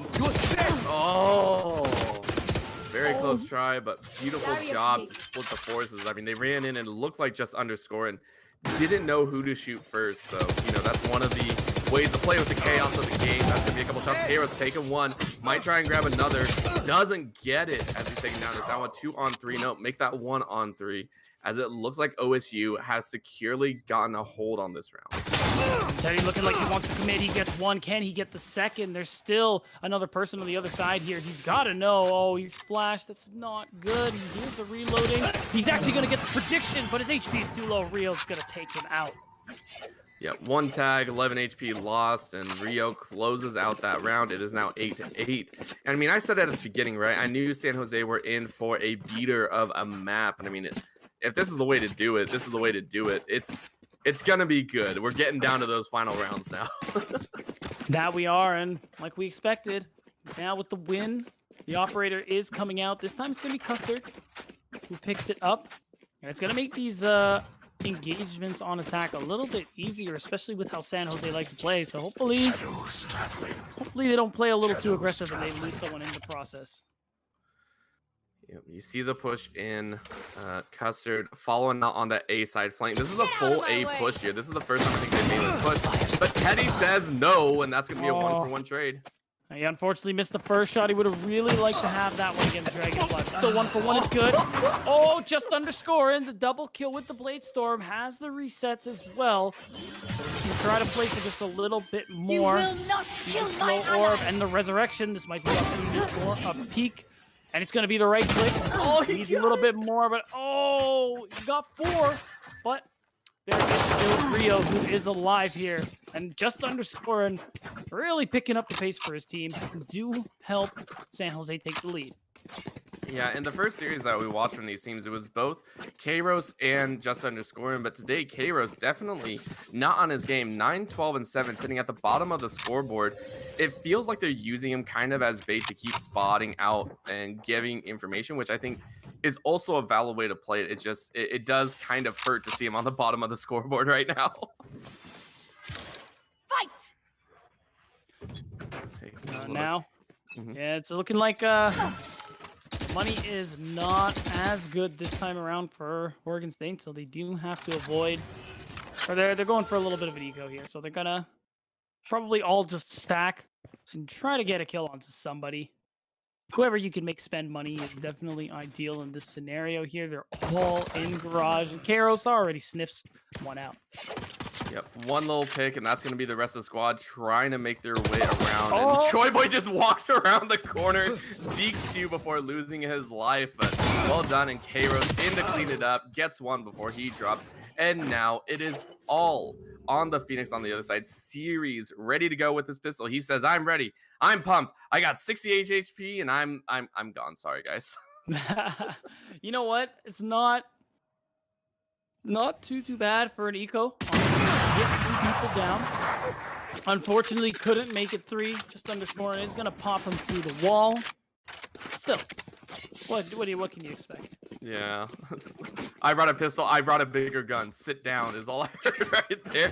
So that is going to be the round. But again, very nice eco. We see AKs across, not AKs. Gosh dang it! Someone mentioned that to me before the broadcast, and I knew I was going to say it by accident. AR is coming out across the board here. So 1 operator to 4 versus 5.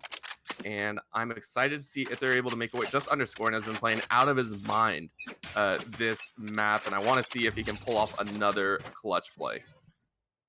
Yeah, very possible. He is going to see the cage come out.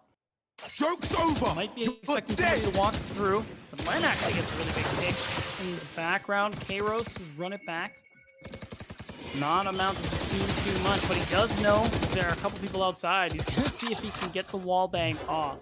But at this point, you have the man advantage, or you had it, rather. I was going to say you probably want to hang back, but Len bites off a little more than he could chew. But Kairos is going to respond for his teammate. Oh my god, he wants more. He's going to throw the curveball. Oh, he's going to get the wall bang headshot through the boxes. This man is disgusting. He's saying, all right, I heard the caster talk about how my low score line is. I got to bring it back. He takes 2 before he falls, and I think those are 2 very crucial pickups right there, because that's going to allow the rest of his squad to maintain that man advantage. 4-on-2 with the revive coming through. But Custard quickly evens it right back up. 3-2. Ultimates are up, but that's going to be very dangerous. The peak doesn't catch Neon, though, but it catches Custard, and he falls. One more. Neon says, not just yet. Yeah, I don't know if you want to be 1v1 Neon. He's pretty nuts. Unless you have an up, then it's fine. JustUnderscoring. Gonna win this one out. It got a little bit close there, I gotta say, but you got a healthy lead coming out here from San Jose. I mean, they're putting in the work right now, and I mean, it is definitely closer, but now you're in a dire situation, right? Because you only have, I think that's 2 AKs coming out, and then 2 submachine guns and a pistol. So Custard, one of the men that's definitely shown up in some of these late. No, okay, he picked up. I think that's a judge. It he is. Just pick up the. Oh my god. Judge, we're seeing a guardian, but no, I see what you're getting at. It's if you lose this round here at map point, that's not something you want to do. So I guess all they can hope for is spend money and hope they can get around. Yeah, I think he might have seen the gun peek. No, it was behind the wall. That was just a shadow. Very unfortunate, but JustUnderscoring saw that tail, and so he knows at least 1 or 2 members, I think, are right around that corner, and he's just holding a shot. Oh, almost gets the 20 HP off his health bar. Yeah, he does lose most of his armor as well. Honestly, a pretty good play to peek from the other side. He didn't realize someone walked across the cage there, out of his sight, but still nobody is lost. So JustUnderscoring does want to reposition himself a little bit. It's just so he can try to get the drop on somebody else. If you hear a shot going off in the background, make it too. But it isn't going to amount to really anything right now. And you're just taking your time if you're Oregon State. You're not trying to rush this one. Oh, this is a face-to-face meeting right now. Couple shots go off. No one dies just yet. Series taking out Teddy. I know exactly. Might be holding on as JustUnderscoring says, all right, let's play. Ops in place. Spike has been planted, though. That is a C or A plant. Sorry, I keep reading that wrong. I'm very sorry, everyone.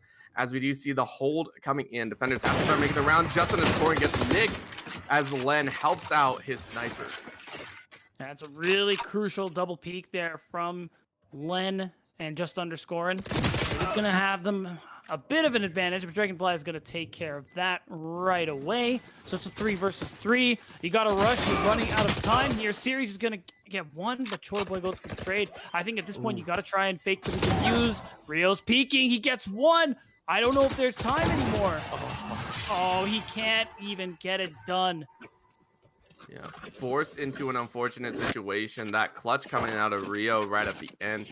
Played the timer well, knew that the spike was in an open field. I mean, well done to the side of OSU to force that play and force San Jose into a suboptimal positioning. Another full buy, though. Again, if they cannot win this round, it is pretty much map over for OSU. But here's the thing, they picked up the operator there, and they've given it back to the hands of Neon, who did a lot of work so far on this gun throughout most of this map. So now, this could actually be a big momentum shift there, and could give Oregon State the chance they need to try and tie the score up, though. Neon is going to drop the Owl drone. He is going to spot 1, so he knows where Kairos is hiding. He might be expecting him to be the only one as well. So they're just going to try and see if they can get him to peek. Joke's over. You're dead. They're looking for it as best they can. They're going to see it. That's going to be the drop back. And Custer says, hello. Kairos, you're off the map, my friend. Yeah, it's unfortunate. Kairos gets his enemy Phoenix running it back, but he actually loses his life in this scenario here. Really disadvantaged if you are San Jose. So we got just underscore and hanging back on the other side of the map. He's going to start rotating here if they're going to do something. We're having trades back and forth. The trades still favor Oregon. I know exactly where you Yeah, I mean, they're sitting at 4-3. That's a good map scan right there, and that's going to be the Hunters seeking out their prey here. But I think Neon just shot in the random direction, so unfortunately not going to find anyone just yet.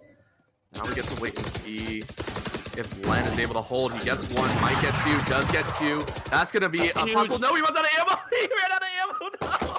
She's going to pull out the gun. He knows that he's low, but he's going to try and see if he can get him to come out. He is going to aim for...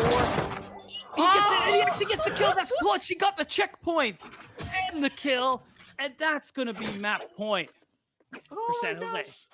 I almost broke my chair right there. That was a nasty hold by him. He ran out of ammo in the middle of that firefight. Said, oh crap, swapped to his pistol. That is...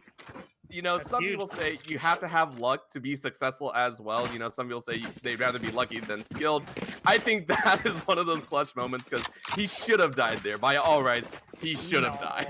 Come on. I think that you got to at least give him some credit for that one. Immediately switching to the pistol, managing to get the checkpoint on the defuse as well. So he had time to defuse after getting that kill.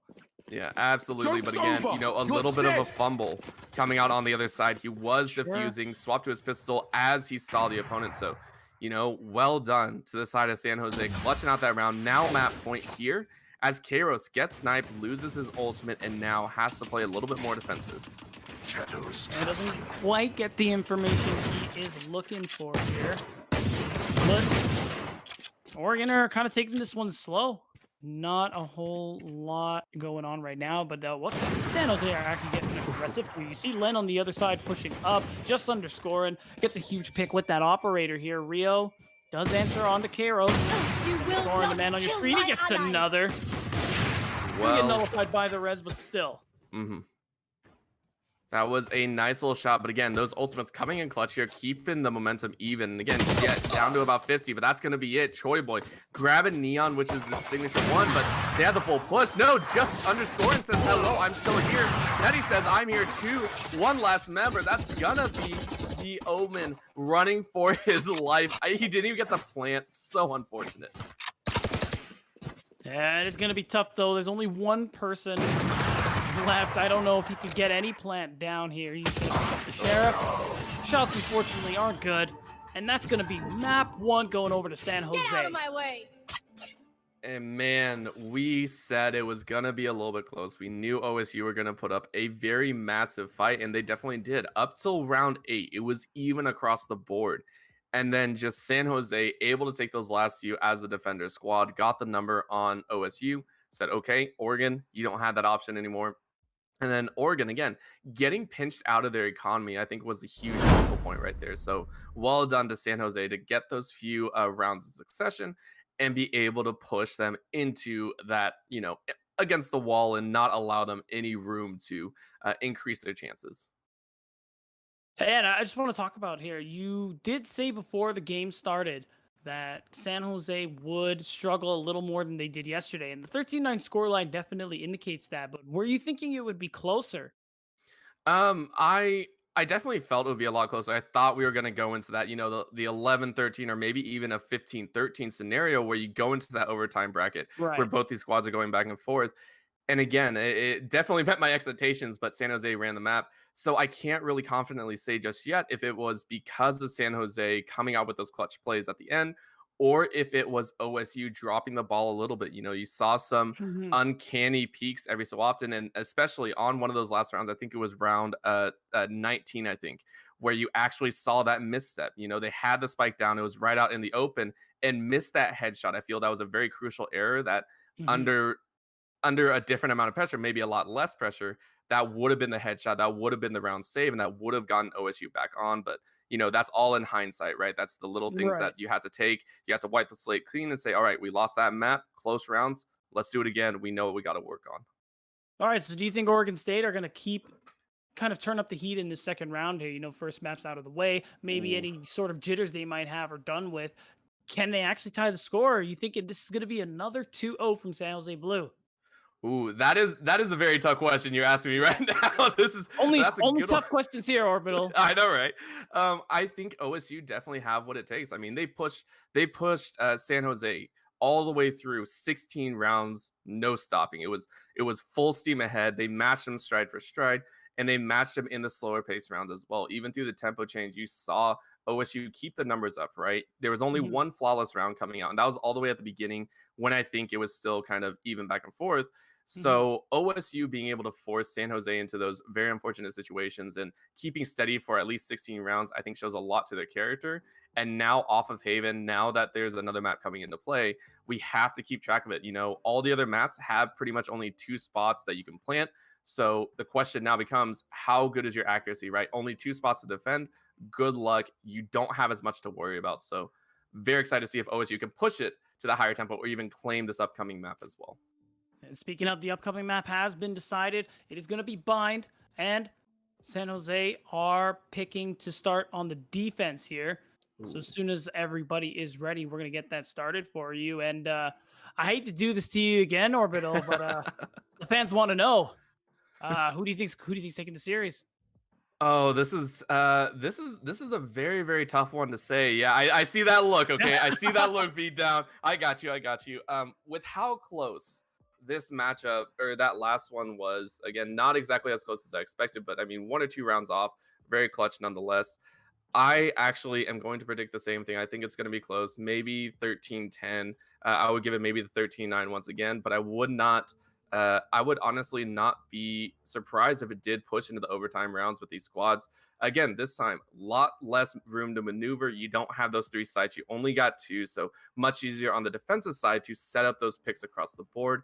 And maybe not so many operators in play. I think that was a huge swing for us, is having that, underscoring. He was running rampant at some times, so True. Might see it, might not at this point. Definitely have to wait and see. But I think OSU will definitely push it into a much closer series. But I still think San Jose is going to take it. Okay, so you're saying San Jose 2-1. All right. So there you have it, folks. You have your official prediction here. And we're going to see how this one plays out as we're just waiting for agent selection before we jump on here. And you know what? Yeah, I think I can agree with what you're saying here. Oregon State definitely showed they had a really good showing in that first map. And I think they do have a chance to tie this one up here. But it is going to be, like you talked about, you got to avoid certain missteps here, especially on a map like Bind, where there's going to be a lot of, even though there's not 3 points, you still have a lot of potential to play with the teleporters, to try a lot more mind games. You know how, for example, the Omen can actually jump into teleport out, stuff like that. So can they still maneuver and avoid missteps like that? Yeah, and again, they can't be dropping some of those easy rounds, right? There are some clutch moments. Both sides had them, correct? But tagging a guy that's currently taking the spike, you shouldn't really be losing those rounds, in my opinion, right? You already know what's going to happen. You know where they're going to be sitting, so should be easy pop-ups. Those rounds can be their make or break deal. So I definitely want to see, OSU step up, make sure they're hitting those crucial 100% shots, and then we can give a little bit more leniency on those 60 to 70% options that may be a little bit tougher to deal with. Well, there you have it. Once again, we have Oregon State on the offense. Oh, unfortunately, that boombot doesn't quite go the way Series wants to. However, on the other side, just underscoring. Does get a nice pick. Teddy with the shorty. That does not feel good whatsoever. And it looks like he's just gonna stand there and wait. He gets the mark. And he gets another kill. You can't let that happen, bro. You know he's there. Camera taken out. Oh no, this is already disaster at the start. OSU did so well.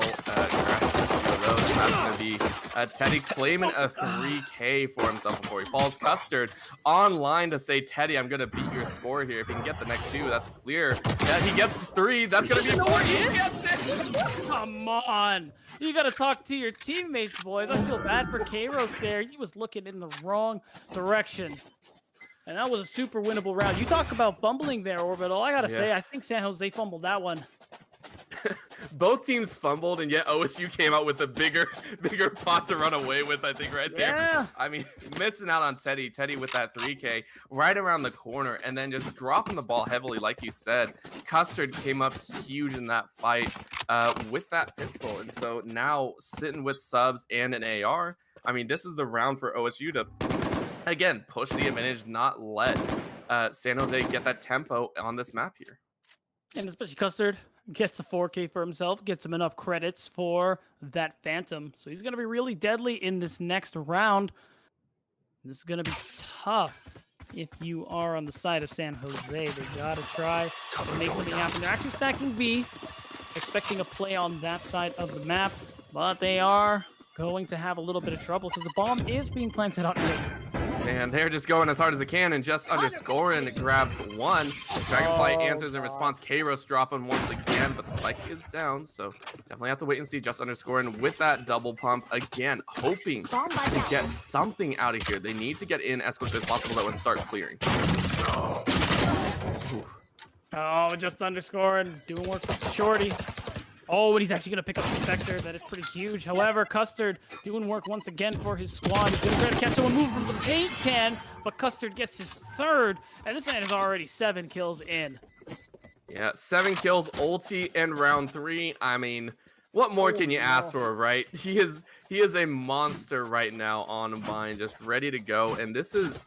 this is OSU playing a fast-paced tempo, and it seems, San Jose are the ones that are used to pulling that fast-paced tempo to, to be able to set those plays up and force the opponent out. It doesn't look like they're used to this fast pace being used against them. You can see their defense very sloppy. That's two times now that the plant has been made within 30 seconds, I think. So it's very dire straits, and you have to be worried with how San Jose do on this defensive map first. Well, this time they do manage to full buy across the board. Last round they could not because they lost round 1. We're going to see now with even out. I'd actually say they're a little bit ahead. We have 3 Guardians on the side of Oregon State here. They're still taking their time with this one, but it is going to be a hard commit onto B. Custard is waiting to place that smoke, so it's looking like once that timing is there, they're going to do it. That's a really good wall from Choi Boy. More shots out, slower out 2. MiCamp can do anything, unfortunately not. However, that's already 3 kills coming out from the side of San Jose. You love to see it, but there are 2 answers back. Still, though, San Jose are currently ahead in the numbers game. Oh, that shot just let underscore and know that someone's in that top window, so that's going to be a nice little hold. You see a member, K-Rose, finally showing up to this series. Grabs, I think that's 2 total for him. Right now, his health bar is bleeding. I mean, another paint can. Oh, he bumped it. No, that's so unfortunate. Oh, not quite the maneuver you were going for. So Teddy is going to pick up the last kill of this round. And I mean, what else can I say besides you hate to see it? Bonked his head pretty hard there, so much so that he got stunned right in front of the door. Oh, then he just says, all right, free kill for me, I'll take it. Now he's sitting 1 away from his ultimate. And yeah, we're just seeing the Raze ultimates come out real quickly this time around. Or Raze, excuse me. Cypher. There you go. Your turn to have a fumble. All right, we're in this now. That's crazy. I know. It happens to the best of us, Orbital. That's what I've been telling you. So now, finally a win on the board for San Jose. They're looking to keep this one going here. Money is looking just fine for them. And we're already seeing series. He's actually going to start this one out with the Shorty. He's hoping that someone's going to push out onto him. Yeah, he's hoping that he can get that kill, get that gun up and running. But again, the Shorty has done so much work, I think, for both squads. So far as Dragonfly takes one as just underscore and again grabs another. It's going to be a pretty nice hold, 1 for 1 so far. K-Rose grabbing the 2nd kill of the game. And just underscore grabs his 2nd of this game as well. So easy kills going across the board here. And nice 1 for 1. Yeah, really good trade coming out there from K-Rose. Like you said, finally coming alive in the series. A guy we like to talk about a lot yesterday. Didn't really do too much in map 1, or at least as much as you'd hoped. This time around it's going really well. Yeah, We're just on the hunt for Neon, it looks like. Yeah, I mean, the spike's already out in the open. You saw the 3-man point setup. So at this point, Neon is just going to save. He's like, all right, look, I really got nothing, guys. I got an AR. It's a nice AR. I'm going to sit here. I'm going to dance. A little bit of crouching, you know, warm up my legs. Let's see if he dances. I want to see him dance a little. There it is. Yeah, I've seen a little crouching. It's not looking. a whole lot. Yeah. He's just watching his back. Some people do like to greed and try to get the kill off him, and it would be pretty nice if he could punish that, but it's looking like nobody's gonna do that. Yeah, and we do see the mouse moving around on the screen, so we'll take care of that here in just a little bit. Yep, there you go. Our observer said, all right, I heard you. I'm done. Yeah, it happens, man. That pesky mouse is making everybody just trying to mess with everybody's day here, even our poor observer. He's going through enough right now, all right, Cursor? Just leave him alone.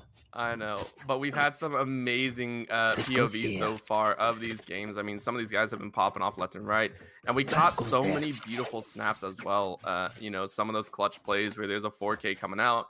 And again, Custard and Teddy, I think in the early stages were two phenomenal plays that you don't normally see back to back. So really fun to see that occur here in this grand finals. I mean, and what better way to bring it out, right? That's right. In these moments, you do want everybody to be contributing to these victories, and it's really good for Oregon, and that's exactly what's happening so far. So it's looking like move through the showers. Here's the play. Trying to see if they can make a play with this operator, but nobody's going to push into there. It's a little bit crazy. We're just going to see some shots coming through. Oh, my God. Oh, okay, no, he got it in the end. No one tried to shoot it. Dragonfly just like, I don't want anything. It's a scary little robot. I'm done here. Yeah, oh no, out comes the Hunter's Fury. Dragonfly is marked, but doesn't amount to much. However, Teddy is going to get a kill on the other side here. We're just seeing kills back and forth. Dragonfly didn't want to reveal the operator, finally does, and knocks Kairo's block off. But even though they have the spike in hand, Oregon are a little hard-pressed to be able to make a play here. Yeah, two members again. The spike hasn't been shown, so they can't be too sure just yet of where this plant is going to go. So you see a stack 2-on-2, and I think that's the right call. Hold the points that you need, and you have everything covered, right? 20 seconds to try and rush a map. It doesn't look like they're going to try to. So again, this is early stages, only round 5. They can afford to take this time and, you know, wait it out and not lose their economy just yet. Yeah, and it's looking like Choi Boy can kind of get a feel for that's what's happening, just playing it out with the knife. And it's really good, though, that you do manage to save 2 guns on the side of Oregon. So definitely could be worse. You're only down 1 round, and you hold on to 2 ARs. Yeah, I mean, if they save 2 submachine guns, I'd be a little bit worried.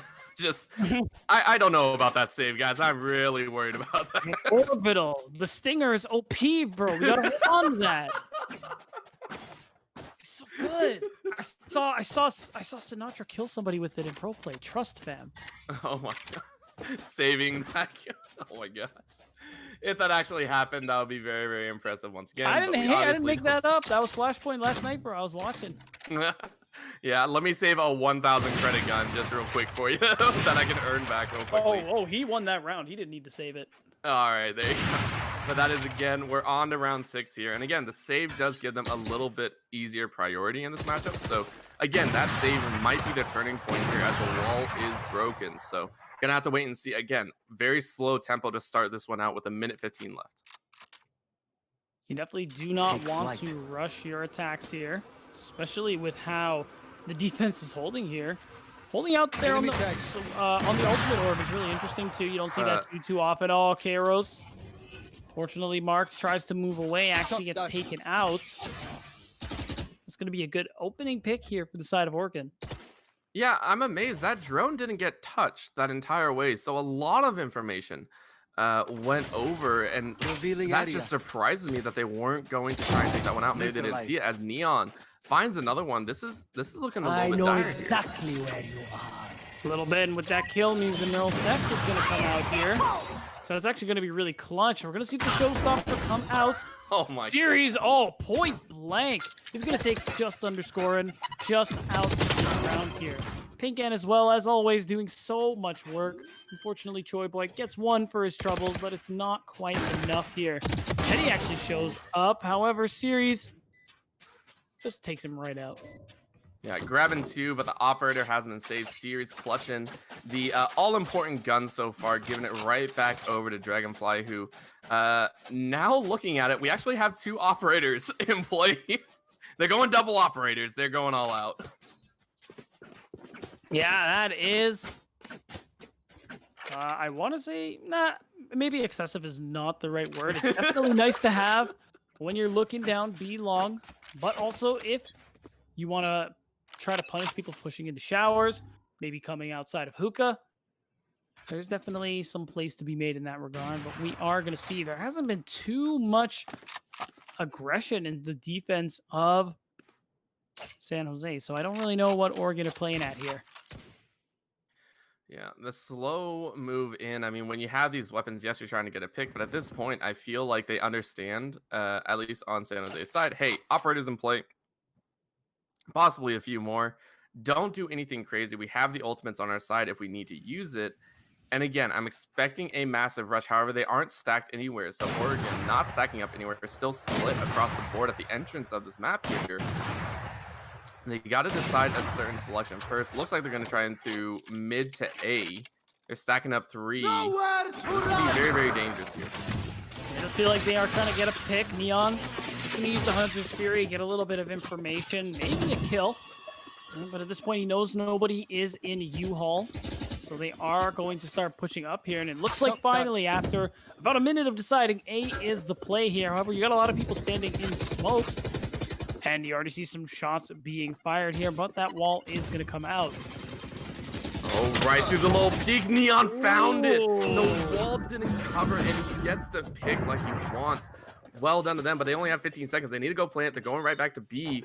Only one member there. Will he be able to clean it up? No, he's not. Kairos is down as well as Len, so a nice rotate is able to hold it now. 3-on-3, just underscoring, and able to take out Rio, so no revive on that side as well. Plant gonna go down. No, they didn't get it in time. They don't have time. That's actually really well played here from San Jose. They managed to stall it out just enough that you can't even get the plant off. That's a huge round. Oh, that was, and that is heartbreaking for the side of Oregon. Because, I mean, I feel they definitely had everything under control. They had the man advantage. They were able to play it, and the reason it got so messy at the end was because Oregon were pressed for time. So, take it what you will. San Jose getting that round, a massive win for them in such a drastically disadvantaged situation. You got to say that is kind of the problem when you wait a full minute before you actually commit to a site. And then it ends up being a bait and switch. So, hopefully a little more decisiveness coming out from Oregon going forward here, but we're going to see. It's looking like once again the sight set on A. Oh, and Dragonfly gets a huge opening pick. I think that all but guarantees that being pushed here. We're going to see some ability come out, but not a whole lot else. Some pretty good blind fire, but they're doing a good job of just hiding around and avoiding getting. Ooh, Kairos and Teddy, though. Teddy really popping off. That's going to be 2 big ticket items, and that's actually going to be 2 omens and the other members on their squad just holding up steady. I mean, this is all they got. 2-on-2 here. Going to have to wait and see. That's going to be a jump over. So Omen behind the box. No one saw it happen. And it's going to be really crucial if he can get the drop. Oh, it's looking like they're actually just going to... It's like the double bait here. They have 40 seconds. They have the time. So they're going to rotate all the way around. Choi Boy does potentially realize that he's just bobbing back and forth. I think he is waiting until he knows for sure that B isn't the play. And we're going to see him rotate through CT, but he is a little too late as that spike is going to go down. I will say they rotated a lot faster than I expected, so they shave off a bit of that time. Now the question is, where can they find the six? He does find one. There it is. Choi Boy grabs it for himself. Now gonna get one more. He clutches it. Oh, that's so big. Weapon here. That's gonna be the defuse, and it's like you said, that fast realization, that fast rotation is a really good read from the side of San Jose, because that means they come back in time to be able to. But will they come back before Oregon can actually position themselves well enough to catch the offense? Yeah, and it's a huge game right now. I mean, these bait and switches from OSU seem to be their strong point. They pulled it off twice, I think, so far, and I think it's only worked once. So the bait works. The problem is, or the switch works. The baiting is a problem for them. because so far they've gotten the spike down, but their setup seems a little bit rushed and uninformed. So taking that into account, we really have to see if OSU can clean it up, because if so, they might have what it takes to be able to maneuver a way into evening up these map scores until they can be on the defensive side. Well, this time around, we're back to a little bit of patience here for Oregon. Spike is down, and they're trying to just put out some feelers and see what they can glean about this defense here. And just underscore it is just ever so patiently, like the hunter, just watching through the scope. See if anyone dares walk through his scope. Yeah, They're waiting. Oh, there it is. Starts with the blue, but he's not going to shoot that. It's not going to come at him. He's just chilling. Oh, but that might bait it out. He might get the bait. Oh, he got it. Let's go. Oh. Just like the hunter, he doesn't miss. That's going to be the first opening pick. You will huge not kill my for ally. them, but it's going to bait out the res. And wow, just when you think you catch people resurrecting, Custard gets the pick instead. Series is going to come out with the showstopper. Don't think he's going to get anything. It's going to time out. Oh, he didn't even know someone was there. Detroit, you feel cheated. I think this is going to be a successful attack round for Oregon State. Oh, that was so good. Again, baiting out the first kill. I don't know if that's really a bait if we want to call it, but just underscore, and unfortunately gets taken out. Len gets one on his own as well. That's one small step for a very large gap here. And he's going to have to move. Spike is down. But again, well played by OSU to start getting these early rounds. Low blow pick, but no, that's going to be a snipe right back. Round one for OSU, bringing it to 5-4. And it's just amazing how even it's been so far. Maybe 2 rounds here for OSU, 2 rounds straight for San Jose, but they always manage to just bring it back and always catch up to each other. And now if we're looking at the economy here, we might actually see another round in favor of OSU, because if you look at it, not a whole lot of good guns on the side of San Jose. It just surprises me because Kairos actually picked up the operator, so I don't know if that was a mistake or not, but that's still 1 operator to 4 pistols or so. It might not have been the right pull here. Well, we're going to see how this plays out. And it's looking like they are going to switch things up on the side of OSU. Make a play for B, but again, they just love to take their time with this one. What they don't know, though, is that there's someone on the other side of that teleporter just waiting for them. It is Teddy with open arms and a loaded gun. But it's looking like nobody wants to take that chance. Yeah, no one wants that surprise welcome. Again, I think they had their one option before and just said, all right, we really don't want that again. Yeah, it didn't feel good that time, I'm sure. I felt it all the way from here, if I'm being honest. Gotta agree with you there. That was some nasty plays coming out of Teddy. But again, the sneaky route will work. Just underscoring with that pistol, hoping to grab a little bit of damage and actually misses all the shots. So that's very unfortunate. Spike is going down here, so he might be able to clutch it. Oh, wow, just underscore and does get that kill with the paint can. So it is going to keep things relatively even. Custard gets the pick. Oh, we are Dragonfly. He just keeps getting pick after pick. But they do got to come out and go for the defuse. You're really hard pressed if you're on the side of San Jose. Just underscore and does pick up the Phantom.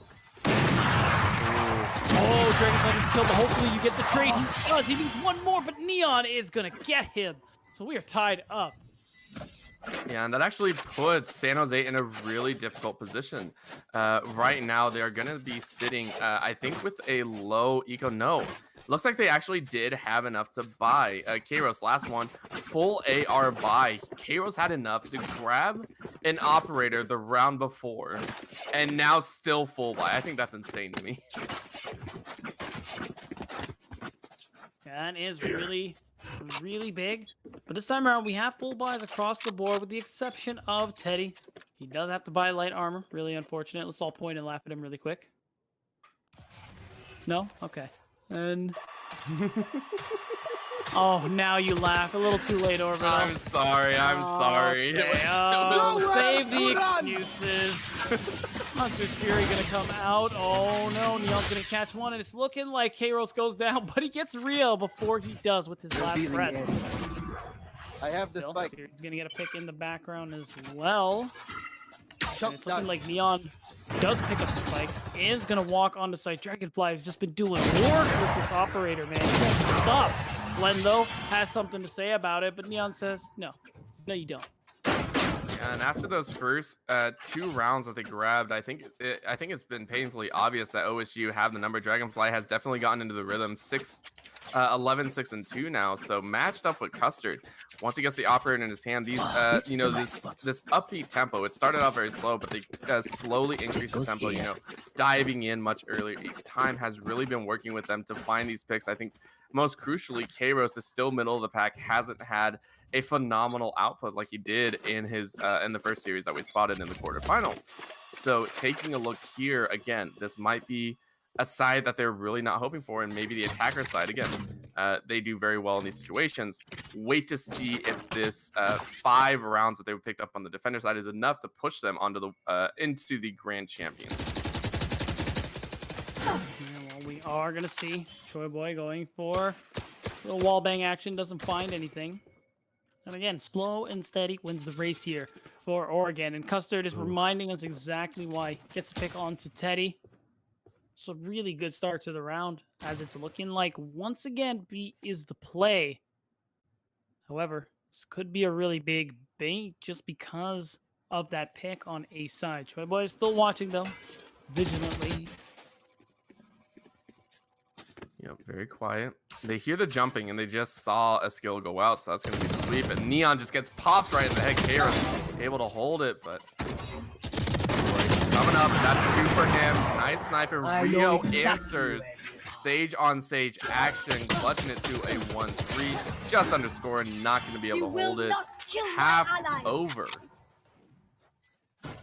Oh man, this is getting spicy. That did end up being, although it wasn't looking as good for OSU, it ended up being a strong half for them. 7-5, they take the lead. And unfortunately, although they can't really use any of that financial momentum going forward, you got to imagine it does wonders for the confidence here. And we're going to see if that plays out for them as we swap them over to the defense. Yep. Now 20 seconds ready to try and make that decision. Where are you going to go? How are you going to play this? You see armor. It looks like we saw some armor being popped up. So a couple armor pieces just underscoring. I mean, these guys are ready to sink a little money into just underscoring. Excuse me.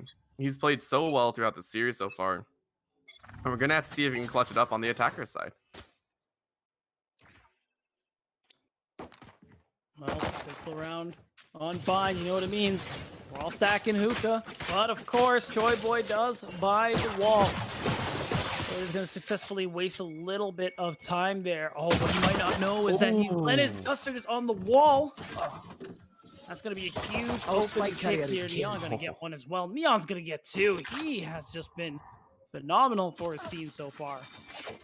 Yep, he is saying, I'm the better Sova. I got this down. You can't beat me. That's going to put one more down. Teddy, last one alive, might be able to claim. Doesn't claim a single one. Actually, I think he did. I think he claimed one on the back end there. But still, very nice round coming out of OSU.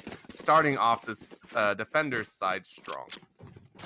It works out really well for them here. Now we're going to see some bigger purchases come out. They want to just try and run away with this and put the economy of San Jose into the sink here, as we're already seeing SMGs come out.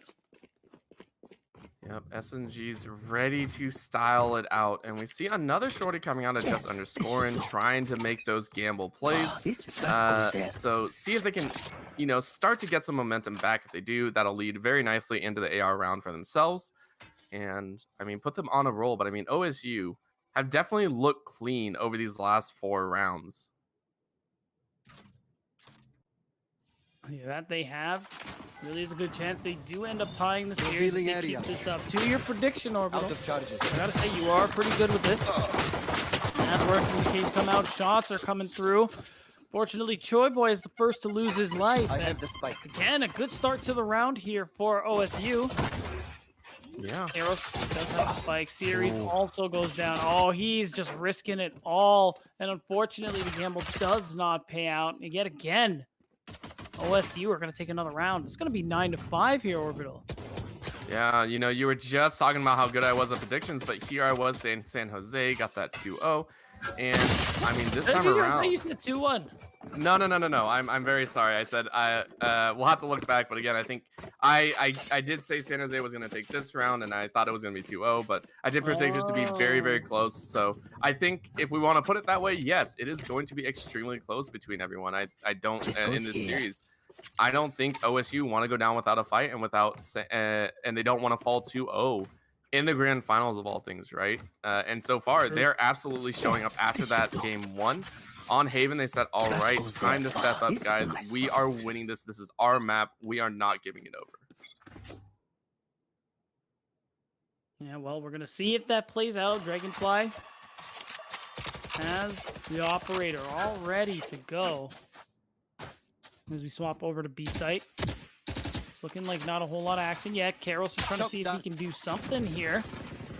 Shock dart. But so far, it's just a couple shock darts. See if he can get some cheeky poke damage in. Just a little. I think it didn't tag anyone. Maybe like a % maybe off of someone. I don't think anything more. Underscoring, sitting with 2.